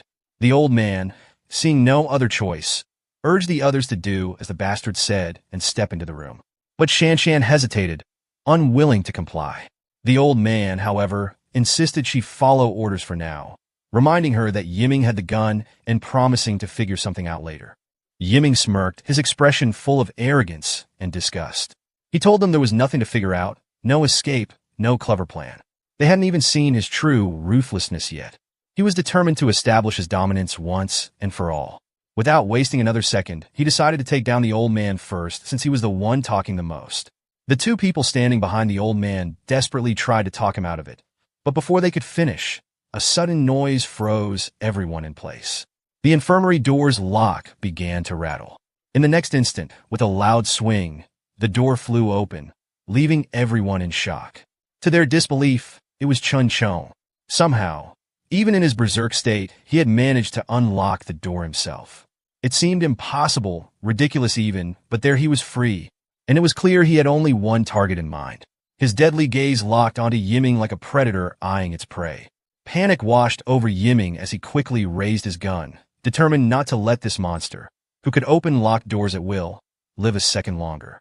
He pulled the trigger without hesitation, but to his horror, the gun jammed. His eyes widened in despair as he realized he was completely screwed. Before he could even react, Ching lunged at him with terrifying speed. In a flash, he tore Yiming apart, ending the reign of the bastard who had kept everyone on edge for so long. But the horror didn't end there. Ching, without a word, dragged Yiming's lifeless body toward the infirmary, leaving everyone speechless. They could only watch in stunned disbelief, unable to comprehend what they had just witnessed. Then, in a chilling move, Ching picked up the key to the infirmary door, tossed it aside, and locked himself inside once again, leaving everyone outside standing in utter bewilderment. Meanwhile, Zhang Xiaoyang had finished dealing with the thugs and finally freed the terrified mother. As she clung to her son protectively, Zhang called the boy over to him. But the mother, holding him close, anxiously asked what Zhang intended to do with him. Without offering any explanation, Zhang simply told the kid to come. After a moment of hesitation, the boy assured his mother that everything would be fine and slowly stepped forward. When he reached Zhang, our boy handed him a dagger and, in a calm yet firm voice, told him to finish off the thugs. The remaining goons, realizing what was coming, dropped to their knees and started begging for their lives. Even the mother, desperate and afraid, pleaded with Zhang, insisting that her son was just a child. But Zhang's response was unwavering. He stated that the boy wasn't just a kid anymore. Everything changed from this moment on. From now on, he was the one responsible for protecting his mother. And if he wanted to keep her safe, he needed to gather his courage and eliminate the monsters who had hurt her. As the disgusting smirks of the thugs flashed through his mind, a wave of anger surged within the boy. Fueled by rage and newfound determination, he charged at them, striking them down one by one. The mother's horrified gaze never left her son, and though the thugs were finally gone, the boy's heart remained heavy. He knew that no matter how many enemies he defeated, his father was never coming back. Overwhelmed by grief and frustration, he turned to Zhang and asked if his father was really gone, pushing up daisies now. Zhang, with a heavy heart, gave him a solemn yes. Unable to bear the weight of reality, the boy let the bloodied knife slip from his hands and ran straight into his mother's embrace, holding her tightly, searching for comfort in her warmth. Desperate to keep her son safe, the mother turned to Zhang and pleaded with him to take the boy with him, offering to do anything in return. But before Zhang could respond, the boy wiped his tears and declared that he wanted to stay with his mother and protect her himself. Seeing his determination, Zhang made an offer to both of them. He invited them to come with him. He revealed that he had promised Jiang Shigi to keep them safe. With that assurance, the mother and son agreed to follow him, walking past the lifeless bodies of the thugs who had once tormented them. As they moved on, the boy, Shuai, glanced at the corpses scattered around, fear creeping into his eyes. What terrified him more, however, was the man who had taken them down so effortlessly. Noticing the unease in the boy's face, Zhang, with his usual calm, simply stated that he was the one who had dealt with them all. Just then, Zhang raised his hand, signaling them to stop. His sharp instincts picked up on something suspicious nearby. Turning to Xiaoli, the mother, he asked if she knew where Building 8 in Banyan Garden was. Xiaoli, slightly confused, pointed in the direction ahead and reminded him that he was already facing the right way. Curiously, she asked why he wanted to know. The scene shifts to Building 8, where a group of looters stands outside, demanding supplies from the terrified residents inside. They shout threats, assuring everyone that if they surrender their resources, they'll be spared. But deep down, everyone knows it's a lie. Inside the apartments, tension fills the air as our team debates whether they should give in. The fear is real, but Officer Lee quickly shuts down the idea, his voice firm. He reminds everyone that these looters are nothing more than animals. They won't keep their word. If they surrender, the men will be killed, and the women, well, they'll suffer a fate worse than death. Outside, the thugs grow impatient, giving them just 10 minutes to comply or face the consequences. The pressure is too much for one of the women, and she hesitantly suggests going outside to beg for mercy. But another woman immediately protests, refusing to become a plaything for those monsters. Before the argument can escalate, the gorilla stops them, silencing them both with a calm but commanding voice. There's no need to panic. Surrendering isn't an option. He assures them that they have a plan and instructs them to guard the hallway, confident that the looters won't be able to break through. Meanwhile, outside, the gang leader watches the building with a smirk. He knows they're well armed, but his lackey isn't so sure. The guy voices his doubts, pointing out that forcing their way in won't be easy, especially since the survivors inside are armed and staying hidden, making an ambush even more difficult. But the leader only chuckles, his eyes gleaming with cunning. There's no need for brute force. Instead, he orders his men to cut off the water supply to the first-floor apartments. Smirking, he decides to wait and see how long they can hold out without it. As the looters set their plan into motion, Zhang Xiao stands nearby, watching them carefully. Beside him, little Shuai looks up and innocently asks if these men are bad people. Zhang can't help but find the irony in the question, especially coming from Shuai, the same kid who just took down 3 grown men with nothing but a dagger. Despite everything, the boy's childlike innocence hasn't faded. Zhang sighs and reminds him that these are the same kind of people who bullied his mother. And that's exactly why they need to be dealt with. Back inside, Officer Li takes charge, instructing everyone to guard the stairs and stay hidden. He plans to check things out himself. Moving cautiously, he creeps over to the window and sneaks a glance outside. 7 looters, all armed, 3 of them carrying guns. Just as he processes the situation, a sudden loud bang echoes through the air, catching him off guard. His heart pounds in his chest as the rest of the group freezes, confusion and fear spreading through them. No one knows what just happened. As the chaos unfolds, bullets tear through the air, ripping apart the thugs, and one of their men goes down, and the rest are left clueless, frantically looking around to figure out who's attacking them. That's when Officer Li spots him, Zhang Xiaoyong, gun in hand, steadily making his way forward. Without hesitation, Zhang opens fire again. A single shot lands right between the eyes of one of the goons, dropping him instantly. As the remaining thugs spot him standing in the middle of their circle, they panic and start firing their pistols wildly. But Zhang just keeps walking, completely unfazed.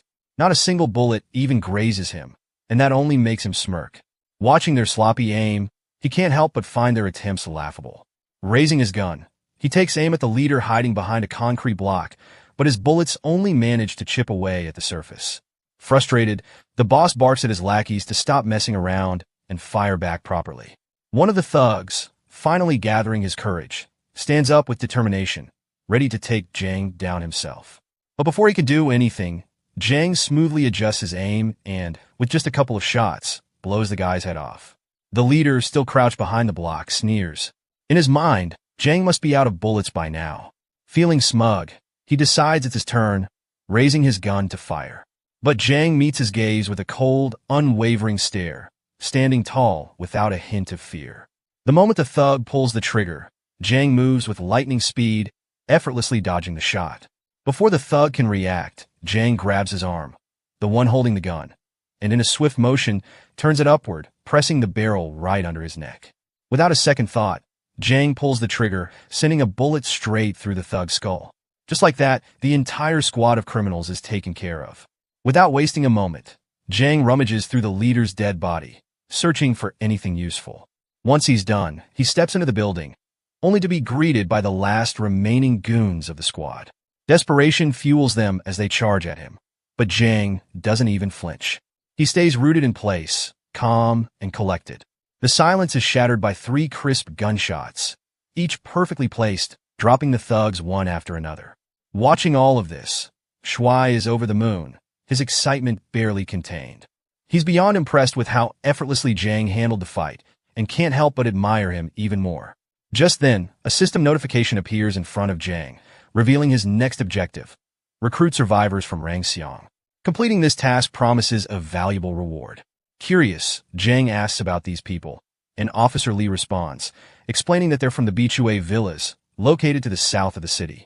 Officer Li quickly called over the 2 men in yellow jackets, Lu Chao and Chenji, instructing them to brief Brother Yang about Bichue since they had just come from the south. Without hesitation, the 2 men shared what they knew. The people in Bichue weren't just survivors. They were an organized gang, well-armed and well-supplied, holed up in Bichue villas. They had taken in nearly all the survivors from the southern regions. Hearing this, Zhang Xiaoyong paused for a moment, memories from his past life flooding back. He couldn't help but wonder if Bichui was where Li Shushan and Qiujing settlements had been. Could it be them who had taken over? He turned to Lu Chao and Qinji, asking if they meant that Bichui was the only settlement left in the south.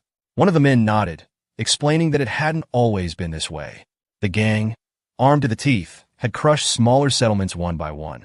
Wherever they went, they slaughtered half the population, abducted young women, and recruited anyone willing to submit. Zhang Xiaoyong was sure now. He knew exactly who was behind this. Officer Li, noticing his certainty, asked what he meant. Without hesitation, Zhang pointed out that the 3 guys they had just taken down were carrying handguns, which meant there were likely more of them out there. He told the men to hold onto the guns and check for extra magazines. There was no doubt they'd need them. Handing over his rifle to Officer Li, Zhang told him to keep it, adding that he'd leave them with 5 magazines. Zhang chimed in, warning that the Bichui crew wouldn't let this go easily, but with these weapons, 10 or so men should be able to hold their ground. Zhang then instructed them to stay put for a couple of days while he reorganized things back home. After that, he would return and personally deal with the Bichui gang.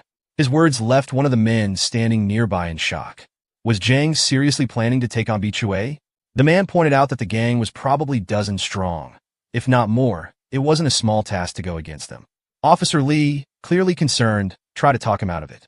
He suggested that it wasn't worth the risk and that they could always look for another place to settle. But Zhang simply told him not to worry. He already had unfinished business with the Bichui crew. Besides, in a few days, he planned to come back with a bigger vehicle and evacuate everyone to the east of the city, near the old Tea Leaf City, where he was building a stronghold. He would need all the help he could get.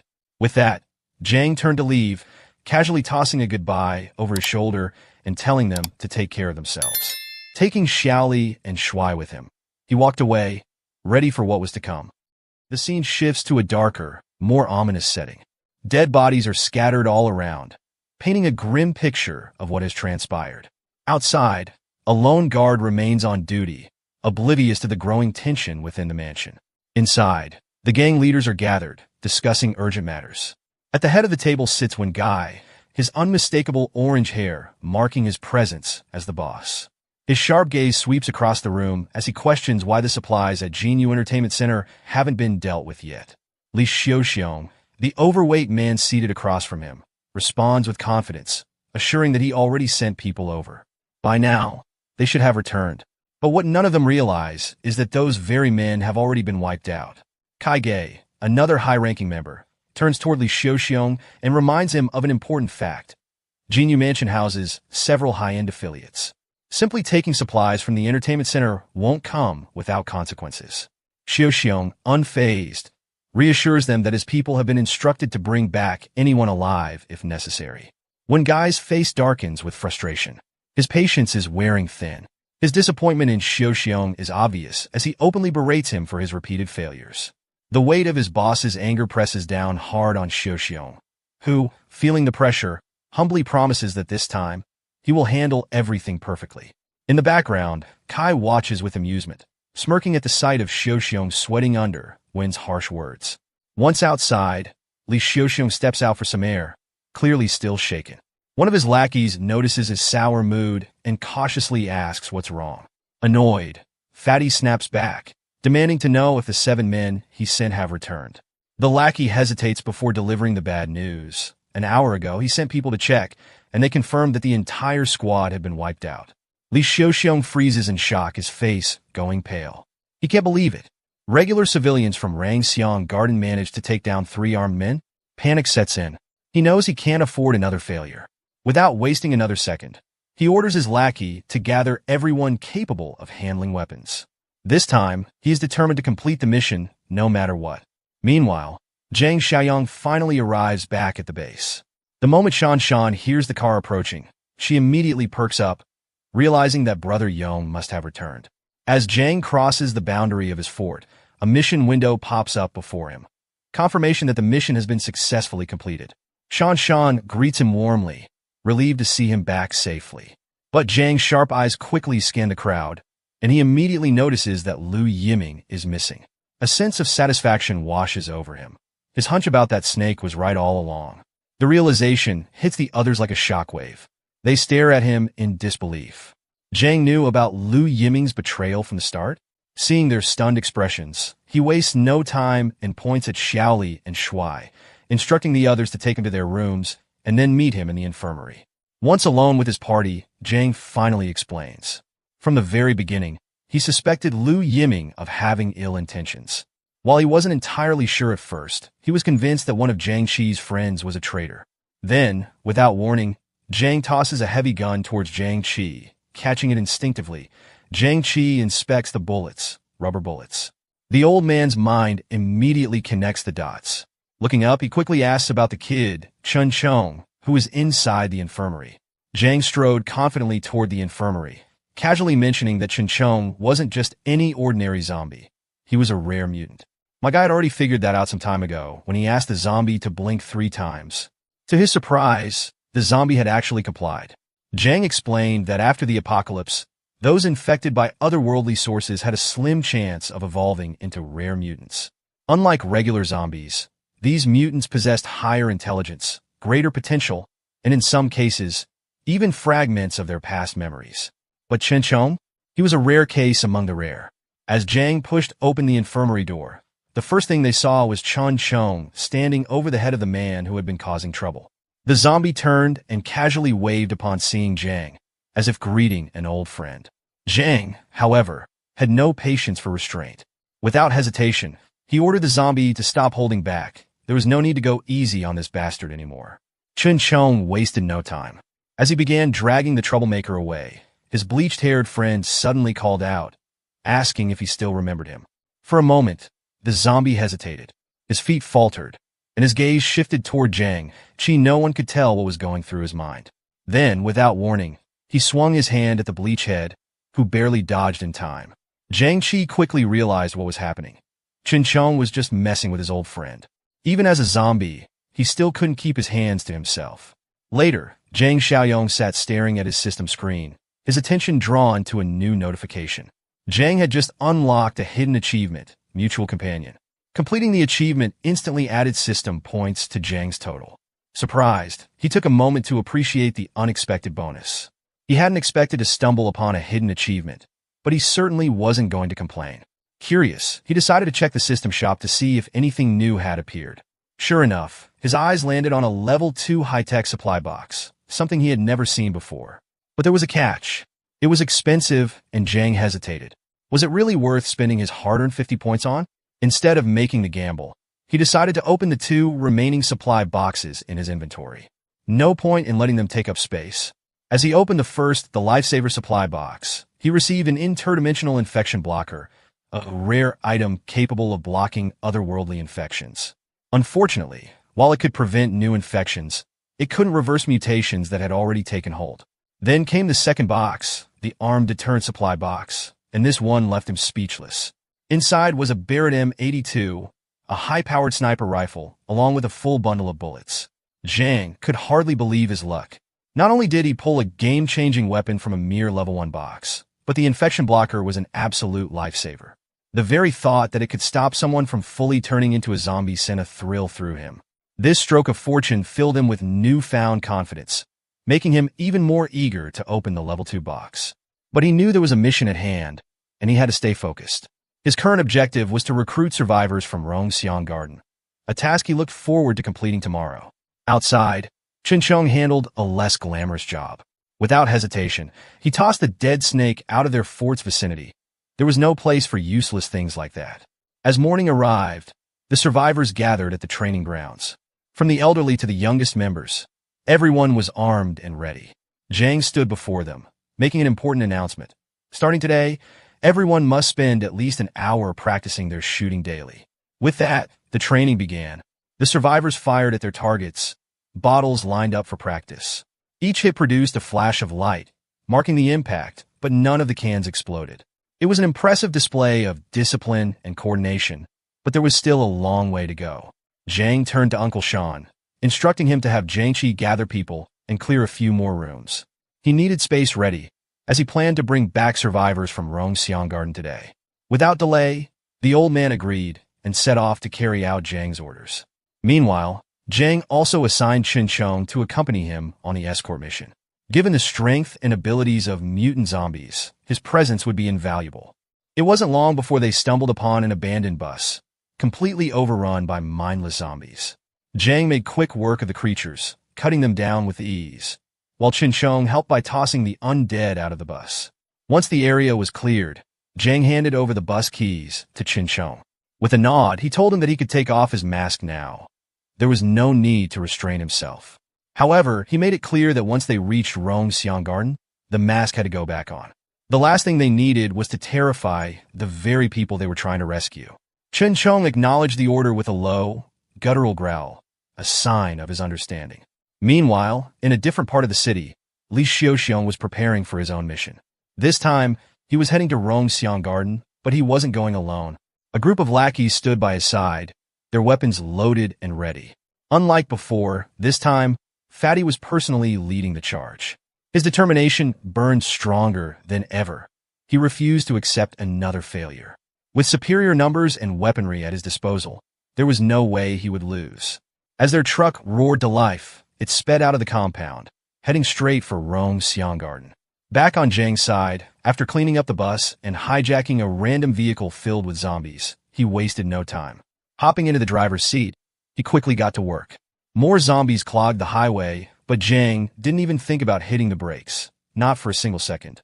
With enhanced reflexes and sheer confidence, he plowed through the mindless creatures without hesitation, mowing them down like an unstoppable force.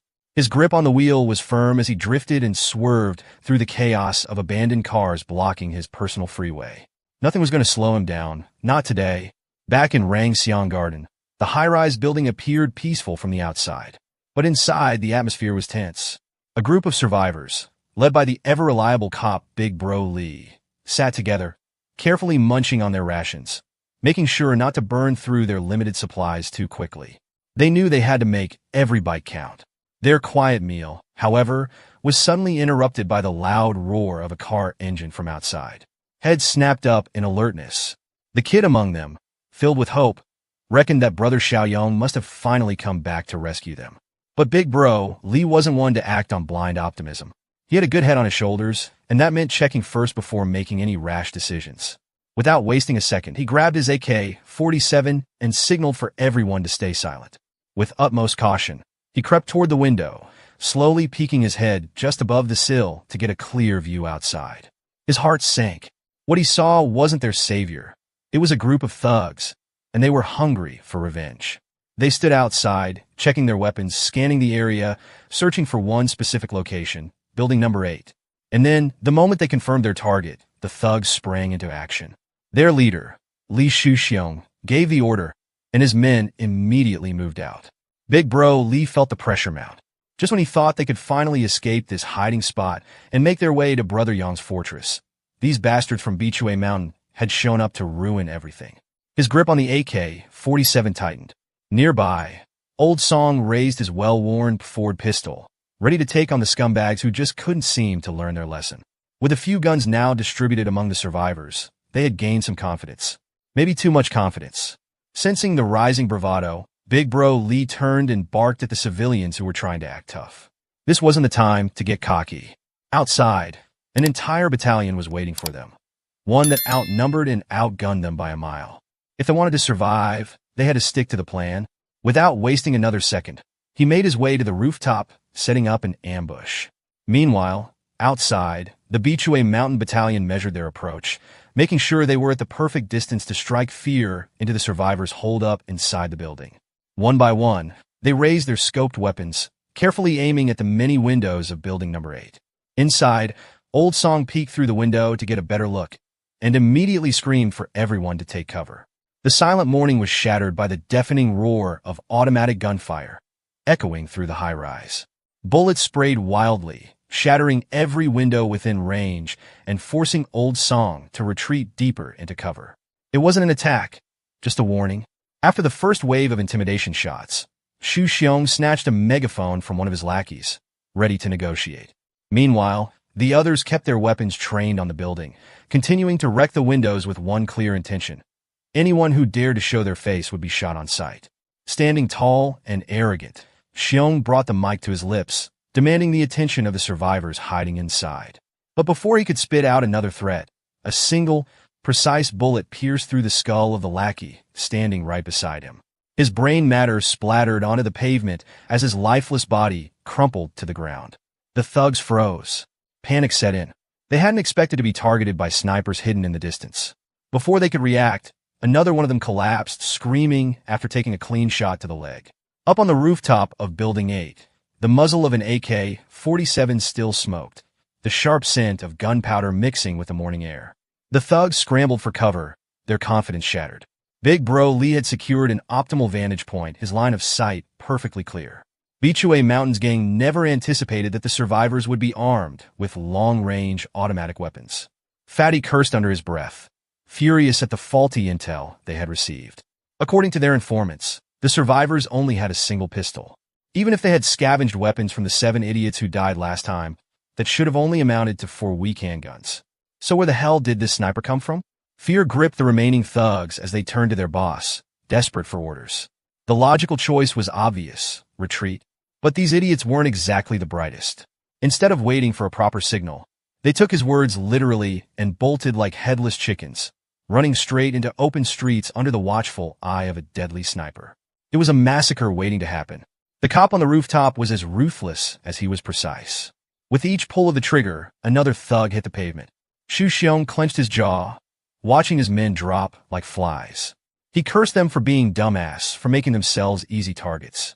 Frustrated, he started a countdown. 3, 2, 1.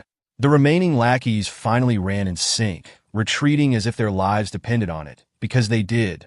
But as his men scattered in a panic, Boss Lee remained crouched behind cover, watching. This was his plan from the start. From the moment the sniper opened fire, Lee had no intention of running like the others.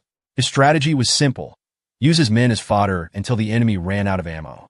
A scumbag move, but an effective one. And just as he predicted, the sniper finally had to reload. The brief pause was all Shu Xiong needed.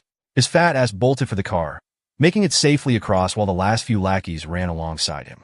Out of an entire battalion, only 4 of them had made it out alive. Unfortunately for the last one, who lagged a few seconds behind, well, he wouldn't be making it anywhere. Li Shu Xiong sat firmly in the driver's seat, gripping the wheel with no intention of sticking around. He wasn't about to risk getting domed while waiting for another expendable unit to hop in. Catboy, unfortunately, wasn't as lucky. A high-caliber bullet pierced straight through his skull, and just like that, lights out. The other 2 who managed to scramble into the cargo bed didn't dare lift their heads, keeping as low as possible, terrified of meeting the same fate as the rest of their crew. Meanwhile, back on the main road, Zhang Xiaoyong's so-called magic school bus was tearing through the clogged freeway like he was playing Mario Kart. Despite the chaos around him, he remained as cool as a cucumber, weaving through abandoned cars with precision. His mission was clear: get back and rescue the survivors.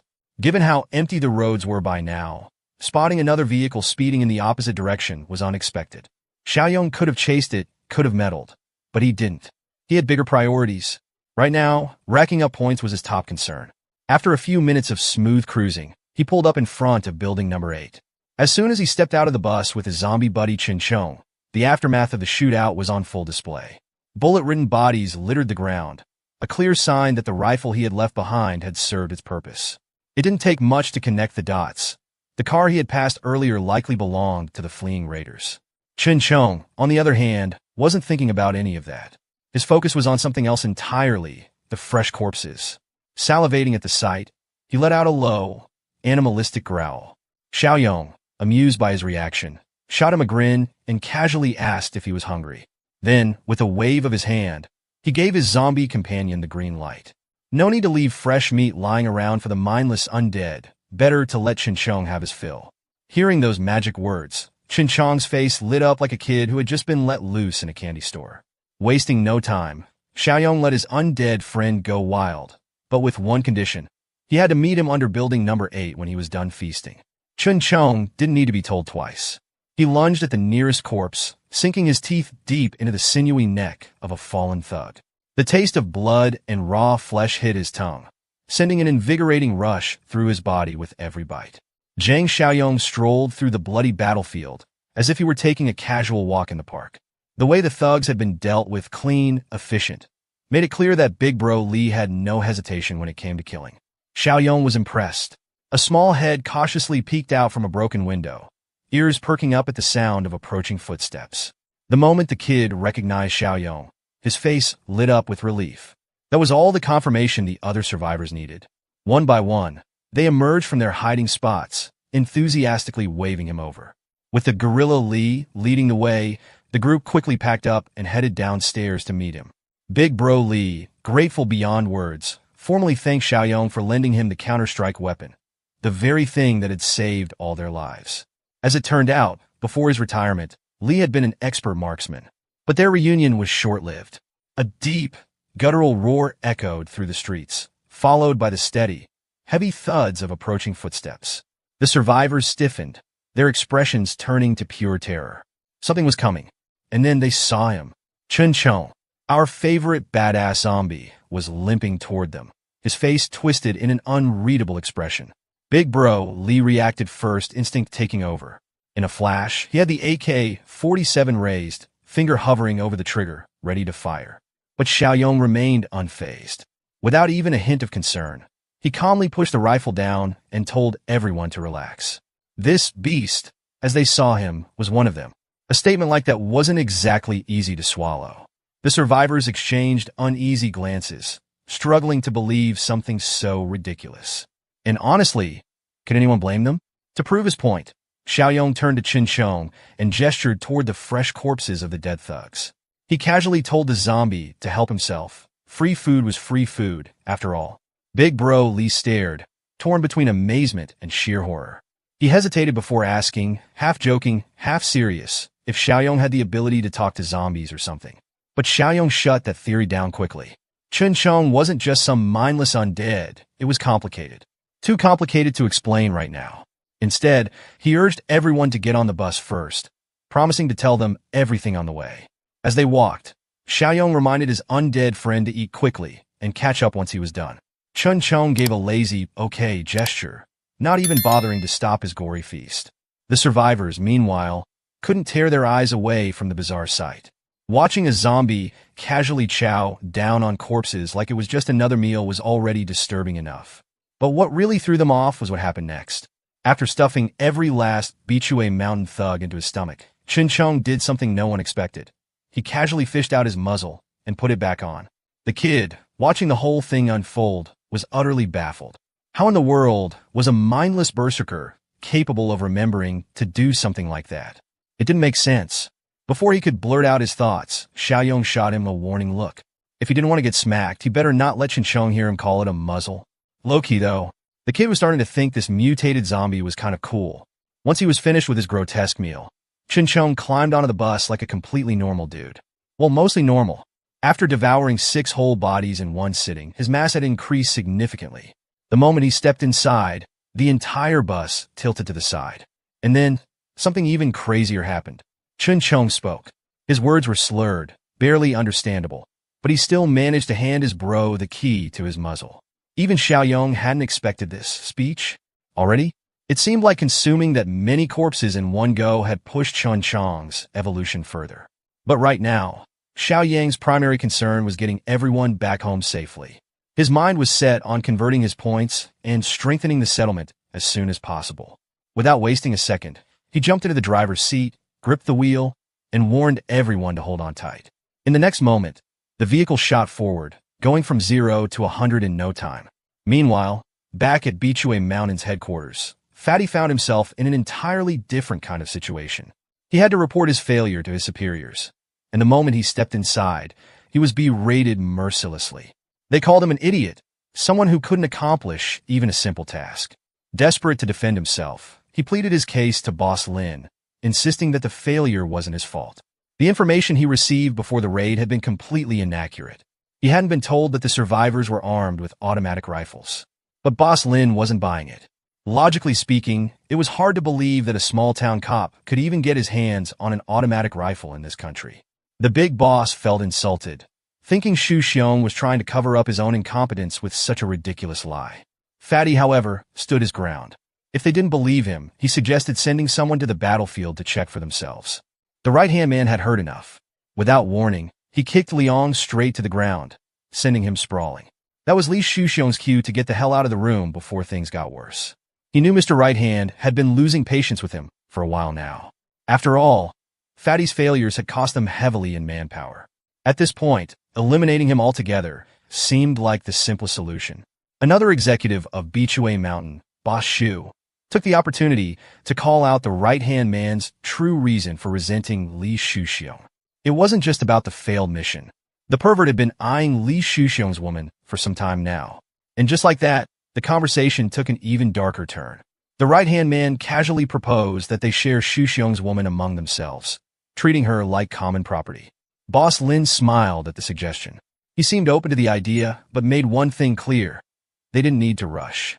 Finding the perfect opportunity was far more important. Unbeknownst to the corrupt thugs, Li Shuxiong had never actually left. He had been standing near the entrance the entire time, listening in on their disgusting conversation. His hands clenched into fists, teeth gritting in anger. He needed to figure out a way to snake his way out of this mess, and fast.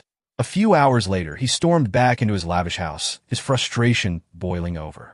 Unable to contain himself, he threw a full-blown tantrum like a spoiled brat, wrecking his own place in a fit of rage. Furniture smashed, glass shattered. It was pure destruction, and all because he couldn't accept his own incompetence. His girl, startled by the chaos, rushed out to check on him.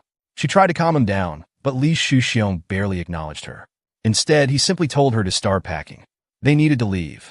Now, confused, she asked where they were supposed to go, but Fatty had no clear answer. All he knew was that staying here was no longer an option. This place was no longer safe, and they had to plan ahead before it was too late. Li Shuxiong wasted no time. He called for his assistant, Qinji, and the ever-loyal lackey came running in like a well-trained dog. Without hesitation, he ordered him to gather all their remaining men.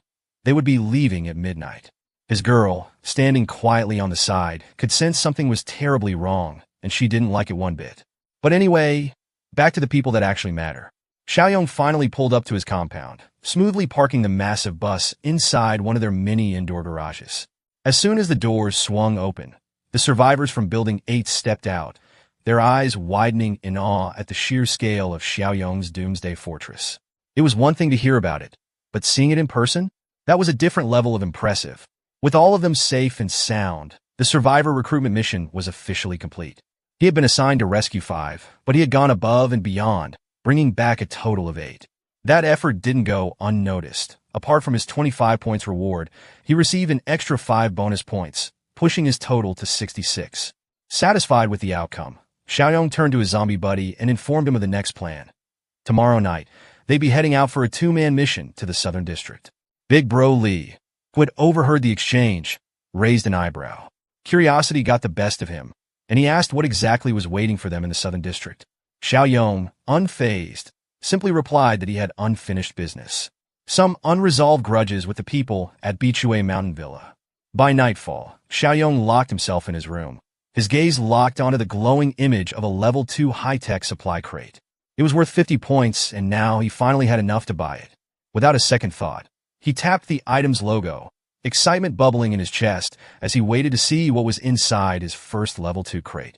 The purchase went through successfully, and just like that, his points plummeted down to 16.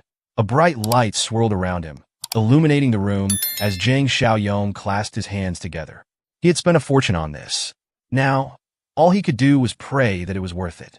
After settling everything, Xiaoyong finally sat in his room and opened the box he had received as a reward.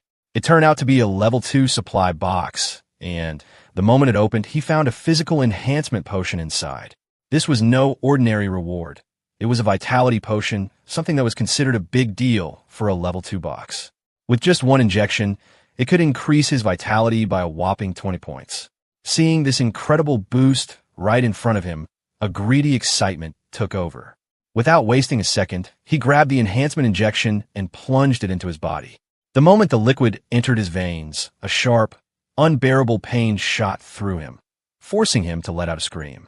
But as painful as it was, the result was beyond his expectations. His physical fitness skyrocketed by 33 points, 6 times more than what a normal person could ever gain from such an enhancement. As the pain subsided, a strange sensation took over. His senses had sharpened to an insane level. He could now see even the tiniest details around him. A mosquito was buzzing in front of him, and for the first time, he could hear it crystal clear, see its every movement with absolute precision. Curious to test his newfound power, he casually reached out and effortlessly caught the mosquito midair. That's when it hit him. His agility had improved too. But what shocked him even more was what happened next. As he held the tiny creature, he actually heard it let out a faint, pitiful scream. The realization sent a shiver down his spine. He had become so powerful that even the sound of mosquito's pain wasn't beyond his hearing. Amused, he released the little thing and sat back, feeling absolutely thrilled by his new strength. As time passed, the evening arrived, and the scene shifted to the factory grounds. A group of people stood in formation, all holding guns, engaged in shooting practice. At the front was Xiaoyang, while Chen Cheng stood behind him. As soon as Xiaoyang approached, Brother Li, who had been overseeing the training, turned to him and asked about his next destination, whether he was heading to a city in the south. Hearing the question, our hero simply nodded and confirmed it. Brother Li then asked if he had any instructions for him before leaving. Without hesitation, Xiaoyang requested that he help the others with their shooting training, knowing that Brother Li's marksmanship was probably the best among them. The moment he heard this, a proud grin spread across Brother Li's face. With a hearty laugh, he assured Xiaoyang not to worry. After all, he was the best at this, so he would definitely train them well. With that settled, our hero turned and started walking towards the bus, signaling Chun Chung to follow. There was still some business left to handle. As soon as he took his seat, the bus roared to life, and just like that, he was off to his next destination. The scene shifts to Li Shuxiong's palace, where someone inquires about the situation at Qinzi. A confident voice reassures Li Shuxiong, telling him not to worry, as everything should be proceeding as planned, and the target must have reached the designated location by now. Just then, another voice urges them to hurry up and leave immediately. Outside, Fatty and his teammates are seen preparing for departure, seemingly ready to set off. They begin moving forward when, out of nowhere, a car screeches to a stop right in front of them. The sudden flash of headlights blinds them, forcing Li Shuxiong and his minions to shield their eyes from the harsh light. As their vision struggles to adjust, they realize that multiple figures have emerged, standing firmly in front of them.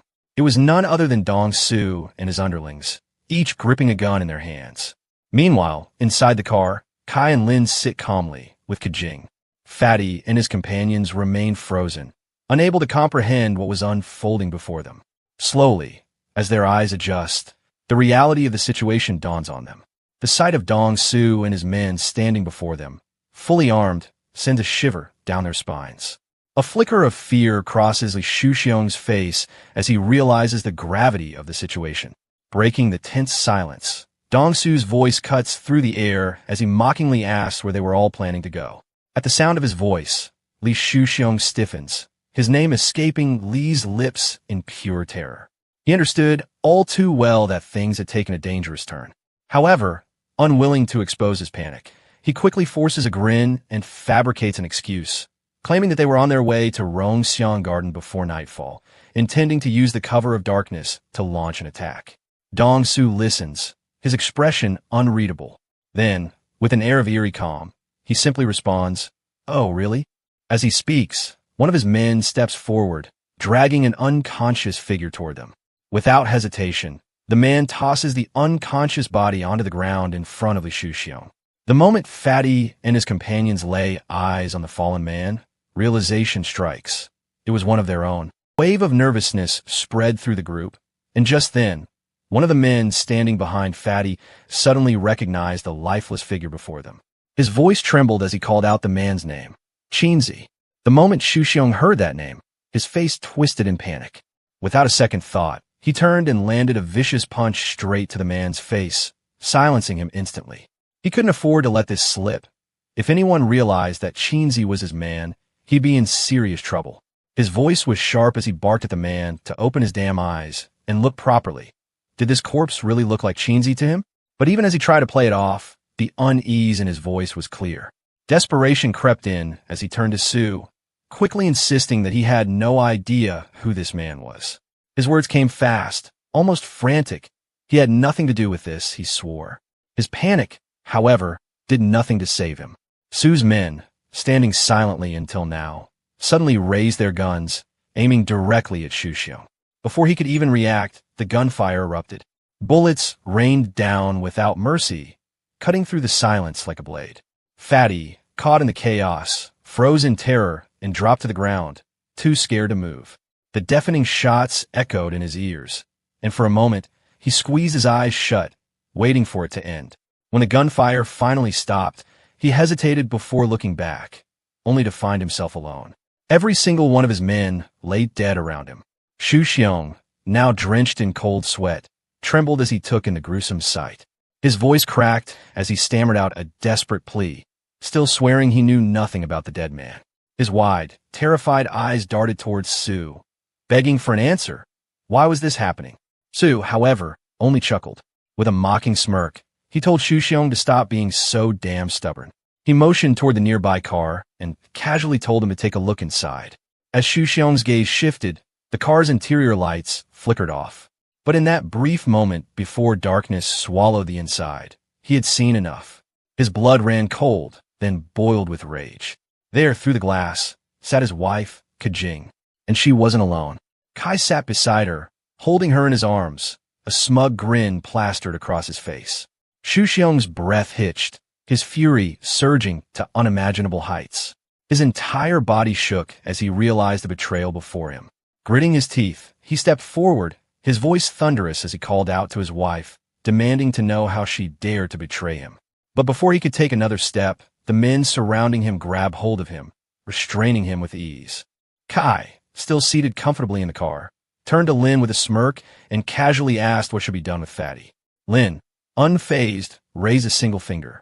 No word were needed. Kai understood the order perfectly. Without hesitation, the men moved. A thick rope was thrown around Shu Xiong's neck, and within moments, he was lifted into the air like a man sentenced to death. His screams filled the night as he struggled against the noose, but it was useless. His feet kicked wildly, his hands clawed at the rope, but it only tightened. Within moments, his movements slowed, his body jerking weakly before finally going still. His lifeless form was left hanging right in front of his own house, a grim message to all who dared to stand in their way. The scene then shifted. Sometime later, our protagonist arrived, parking his bus near Shu Xiong's house. Moving carefully, he advanced from the back and made his way toward the front gate. Just as he reached it, he abruptly stopped, motioning for Chun Chong to halt as well. His gaze fell upon the horrifying sight before him. Shu Xiong, now infected, was writhing and screaming in agony, his body twitching as he dangled from the rope. Watching him suffer like this, a strange mix of emotions crossed his face. He had wanted to take him out with his own hands, but seeing him in this pitiful state, there was nothing left to do. With a quiet sigh, he picked up a nearby stone, aimed carefully, and hurled it. The rock struck the rope cleanly, snapping it instantly. Shu Xiong's limp body plummeted to the ground. Shu Xiong lay on the ground, groaning in pain, his body battered from the fight. Seeing him in such a state, our hero couldn't help but smirk as he extended a hand to pull him up. With a chuckle, he remarked that Shu Xiong was definitely a bastard, but seeing him like this was almost pitiful. Still, there was no need to dwell on it. Revenge was on the table, and he promised to help him get it. The scene then shifted room where Lin, Kajing, and Kai were tangled in an intimate moment. The atmosphere was thick with tension, and Kajing, restrained with handcuffs, let out an exasperated sigh. She had done plenty of good work, yet this was the treatment she received. Demanding to be freed, she struggled against his bindings, but Lin and Kai simply ignored her protests. Lin leaned in closer, a sly smile playing on his lips as he pinned Kajing down, stating that this was a well-earned reward and that she should brace himself for what was to come. Just as the moment intensified, Kai suddenly tensed. A faint sound echoed from outside, making him pause. Hearing movement outside, Kai stepped near the window and glanced outside. The moment his eyes took in the scene, a chill ran down his spine. All the people standing outside were dead. Just then, a loud knock echoed through the room, followed by heavy banging on the door. Whatever was going on inside came to a sudden halt. Lin, who had been clapping Kajing, immediately turned towards the door, while Kajing, still tied up, did the same. Even Kai, frozen by the window, shifted his gaze, wondering who could be on the other side. None of them could make sense of what was happening outside. But before Kai could process it further, something else took his breath away. From the window, a figure silently slipped into the room. It was him, Xiaoyong. A dagger gleamed in his hand as he stepped forward without hesitation, closing the distance between himself and Kai in an instant. Before Kai could even react, the cold steel was pressed against his neck. Panic set in, his body stiffened, but before he could utter a single word, the blade sliced through his throat. A choked gurgle escaped as he collapsed, writhing in agony before falling still, lifeless. Lin, who had been sitting on the bed, watched his friend die in shock. Panic turned into rage as he shouted Kai's name, then furiously demanded to know who the intruder was. But before he could get an answer, Kajing, still bound in chains, gasped in terror as recognition dawned. She called out the Xiaoyang's name in fear. Ignoring both of them, the Xiaoyang simply raised his dagger and, with a swift flick of his wrist, sent it flying towards Lin. The blade shot through the air with such speed that Lin had no time to react. It struck his chest with deadly precision.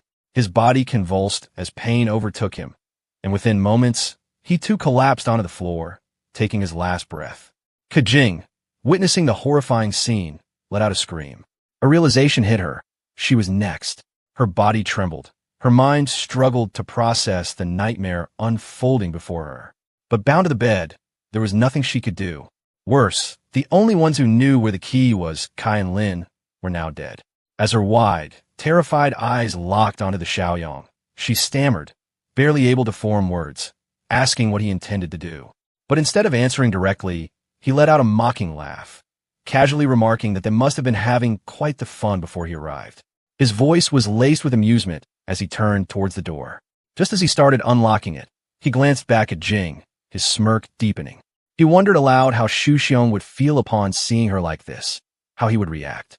The moment the door swung open, Shu Xiong lunged forward, his eyes locked onto Jing with a crazed hunger. His hands reached out desperately as he stumbled towards her. Jing's entire body seized in horror. She knew what was coming. She knew there was no escape. And then it happened. Shu Xiong sank his teeth in her neck. Agonized screams tore through the room as she begged for forgiveness, pleaded for mercy. But there was none to be found. Pain consumed her, her body writhing, but with her hands still bound, she couldn't even fight back. And as her screams filled the air, the Zhang simply stepped outside, shutting the door behind him, leaving them to their fate. As he stepped outside, he called for Qinchong and ordered him to devour all the dead bodies without wasting any time. Without hesitation, Qinchong got to work, tearing through the remains with monstrous efficiency. While Chen was busy feasting, Jinhyuk suddenly picked up a faint noise. His sharp hearing kicked in, allowing him to focus on the distant sounds. Meanwhile, the scene shifted to a dimly lit room where a group of people, most likely prisoners, sat in silence. Fear lingered in the air as they huddled together, unsure of their fate. At that moment, a large man dressed like a chef was making his way upstairs, gripping a massive knife. One of his lackeys, a wiry man with a cruel grin, suddenly lunged forward, grabbing a little girl from among the prisoners. With an appraising look, he sneered, commenting on how soft her skin was, certain she would make for delicious meat. The girl whimpered, trying to break free, but the man tightened his grip, dragging her away. Before he could take another step, the chef clicked his tongue in annoyance. His eyes narrowed as he examined the girl, then scoffed that she was too thin. His gaze then shifted to a chubby boy sitting nearby. Without hesitation, he gestured toward the boy instead, deciding he would be a much better choice. Terror struck as the chef moved to take the boy away. His mother, unable to hold back her despair, fell to her knees, sobbing and begging for mercy. But the chef, irritated by her cries, shoved her aside with a growl, cursing at her. The moment she hit the ground, her child managed to break free and rushed back to her, wailing. The cook's anger flared as he glared at them. The other prisoners remained frozen in place, too afraid to intervene. They averted their eyes, pretending not to see, unwilling to invite the same wrath upon themselves. The mother, tears streaming down her face, pleaded desperately for someone, anyone, to save her child. But the room was filled with nothing but silence. Then, a sudden knock echoed from outside. The atmosphere shifted instantly. Every head turned toward the door, tension crackling in the air. Panic flickered in the chef's eyes as he immediately readied his knife. His men tensed up as well, gripping their weapons. Someone muttered that the sound belonged to a shotgun. But there was a problem. Only the boss had a shotgun. The prisoners cowered as the outside noise faded, leaving only an eerie silence.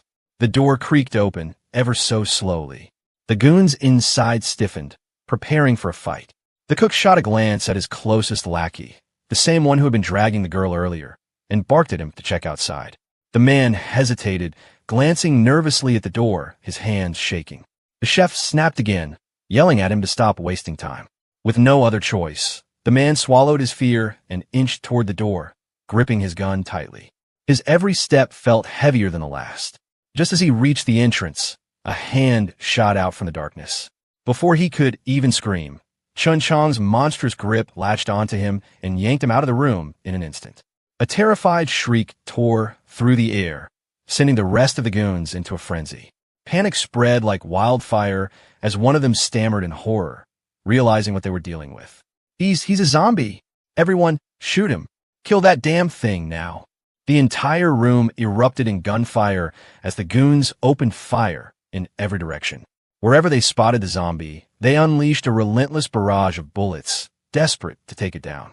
Amidst the chaos, Chun Chong shattered a window and slipped inside undetected. Wasting no time, he made his way straight to the cook and, with a swift motion, snapped his neck like it was nothing.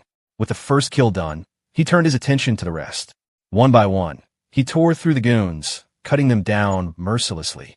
Screams of agony filled the air as they begged for help, but no one was coming to save them. Within moments, the room was littered with lifeless bodies, the once noisy gunmen now reduced to silence.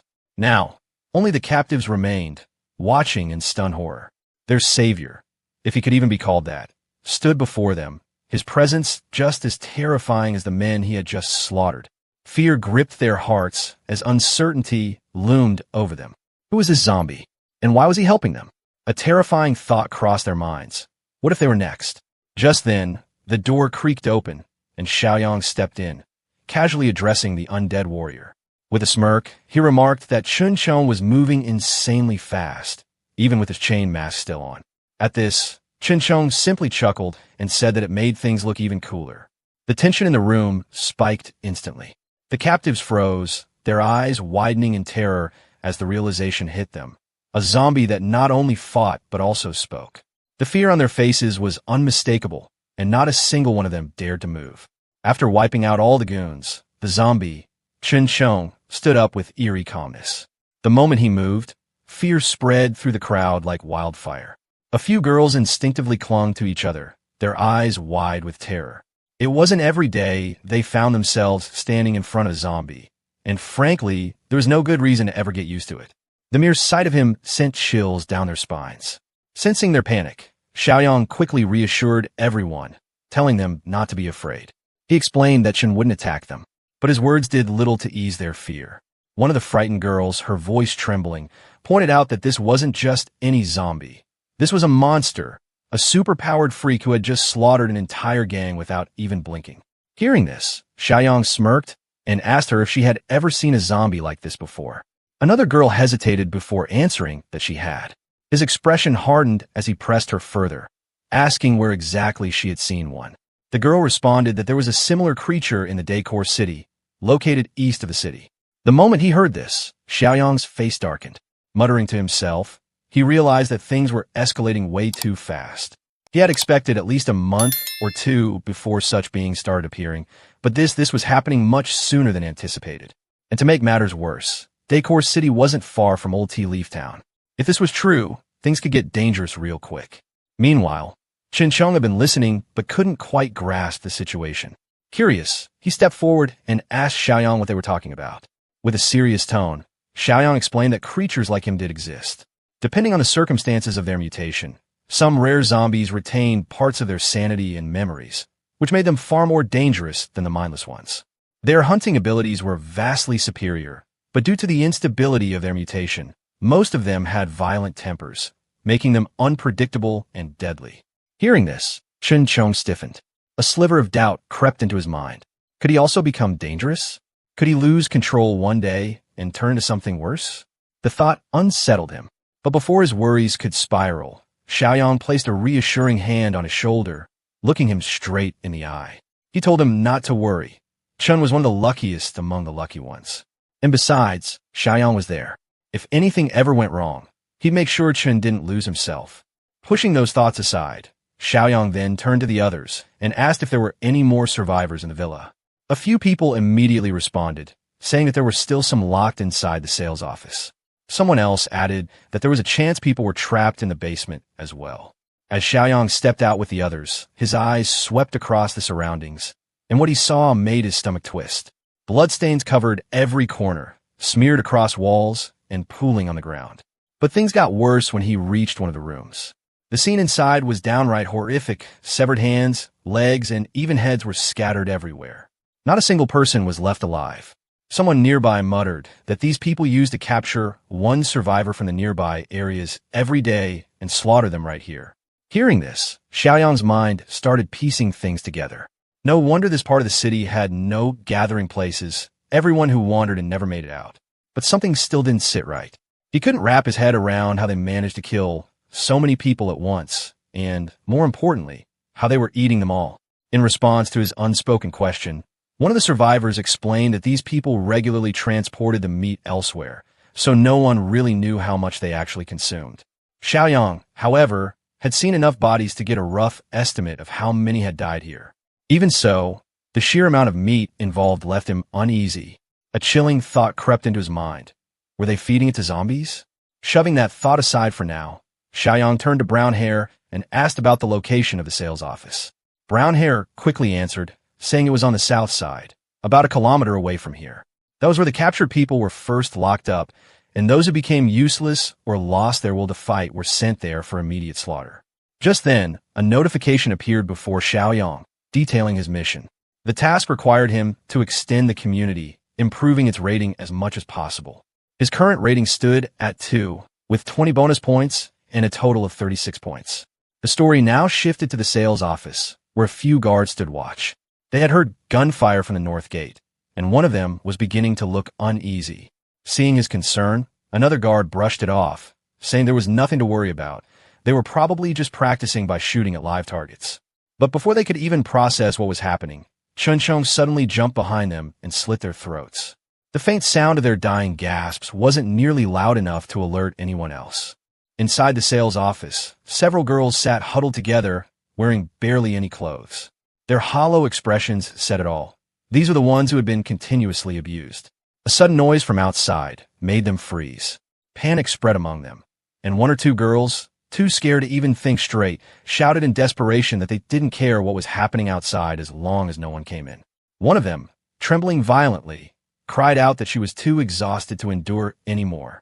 Then the door creaked open. The terrified girl immediately pleaded for whoever it was to stay out, her voice shaking as if she might die from fear alone. But when the door fully opened, the person standing there wasn't who they expected. It was Xiaoyang, an unfamiliar face to them. Seeing their miserable state, Xiaoyang wasted no time and told them to come out. He led them, along with the other rescued survivors, out of the sales office. As they stepped outside, the full extent of Xiaoyang's destruction became clear. The entire place was littered with corpses. He had wiped out every single thug who had been stationed here. One of the girls walking beside him, still processing everything, hesitantly asked if he was really willing to give them a place to stay. Without hesitation, Xiaoyang confirmed that he was. However, he made it clear that they would all have to work for it. Instead of resistance, the response he got was pure relief. A wave of excitement spread through the group, and in unison, they all reassured him that they had no problem working. Their hands and feet were still intact, and, as long as they were alive, they would do whatever it took to survive. Smiles broke across their exhausted faces as they cheered in agreement. Without wasting another second, Xiaoyang urged everyone to move quickly. They had wasted enough time here. Now, it was time to leave. Xiaoyang arrived directly at the factory area with everyone, and as soon as the people inside spotted him, Shan excitedly mentioned that Brother Jiang had come, rushing to open the door. Just as she was about to do so, Jiang Qi stopped her, telling her to wait. He pointed out that Brother Jiang hadn't driven straight in, which meant he had something else in mind. It was best to see what he planned before letting him in. Outside, Xiaoyang stepped down from the bus with everyone and addressed them, declaring that this place was their fortress. However, he made it clear that he had no intention of letting them inside just yet. Given the dire state of the world, everyone understood the importance of safety, and no one would take such matters lightly. Some among them, however, began to worry and asked where they were supposed to stay. In response, Xiaoyang pointed to a designated living area, temporary wooden houses reinforced with an iron net along the edge of the fort. While it wasn't as secure as the inside, the conditions here were already far better than most gathering places. To boost their morale, he spoke with conviction, explaining that many buildings and empty spaces in this old tea town were still incomplete, but over time, with continuous renovations, they would improve everything. His words carried weight, stirring excitement in everyone's hearts. The sheer generosity of his decision left them overwhelmed. Grateful for having a safe place to stay, many lowered their heads in deep respect. What Xiaoyang had done for them was no small feat. Repaying this kindness in their lifetime seemed impossible. With this, the scene shifted elsewhere. Morning arrived, and inside a car, a girl sat fuming with frustration. Her voice was sharp as she demanded to know why no one was responding. What the hell was Zhang Qingwen up to? What kind of shady business was he pulling off at a time like this? Determined to find out, she drove to a villa where 3 gangsters Xiaoyang had previously killed were left behind. But the moment she opened the gate, a wave of shock and fury washed over her. All 3 men had turned into zombies. Their bodies, infected with the virus, twitched and jerked unnaturally. The moment they sensed living humans nearby, they let out guttural growls and lunged forward in unison, ready to attack. Without hesitation, the girl reacted first. Her weapon struck with precision as she aimed straight at Li Shuxiong's head, taking him down instantly. Without stopping, she slashed through the remaining 2, cutting them down before they could get any closer. A man standing beside her watched in stunned silence. When he finally found his voice, he muttered in disbelief, asking what they were supposed to do now. Who would provide them with meat? The girl, her expression cold and furious, spat out that they had no other choice. They would have to handle things themselves. But first, they had unfinished business. Those who had broken their rules had to die. Her anger was unmistakable. Veins pulsed on her forehead as sheer rage consumed her. There was only one thing on her mind now: eliminating those who had dared to ruin her plans. And that's where this part ends. If you enjoyed it, don't forget to hit that like button and help us reach the goal of 300 likes as quickly as possible. I promise to drop the next part even sooner once we hit the target. Also, if you're craving more exciting recaps, make sure to check out these other videos. See you next one.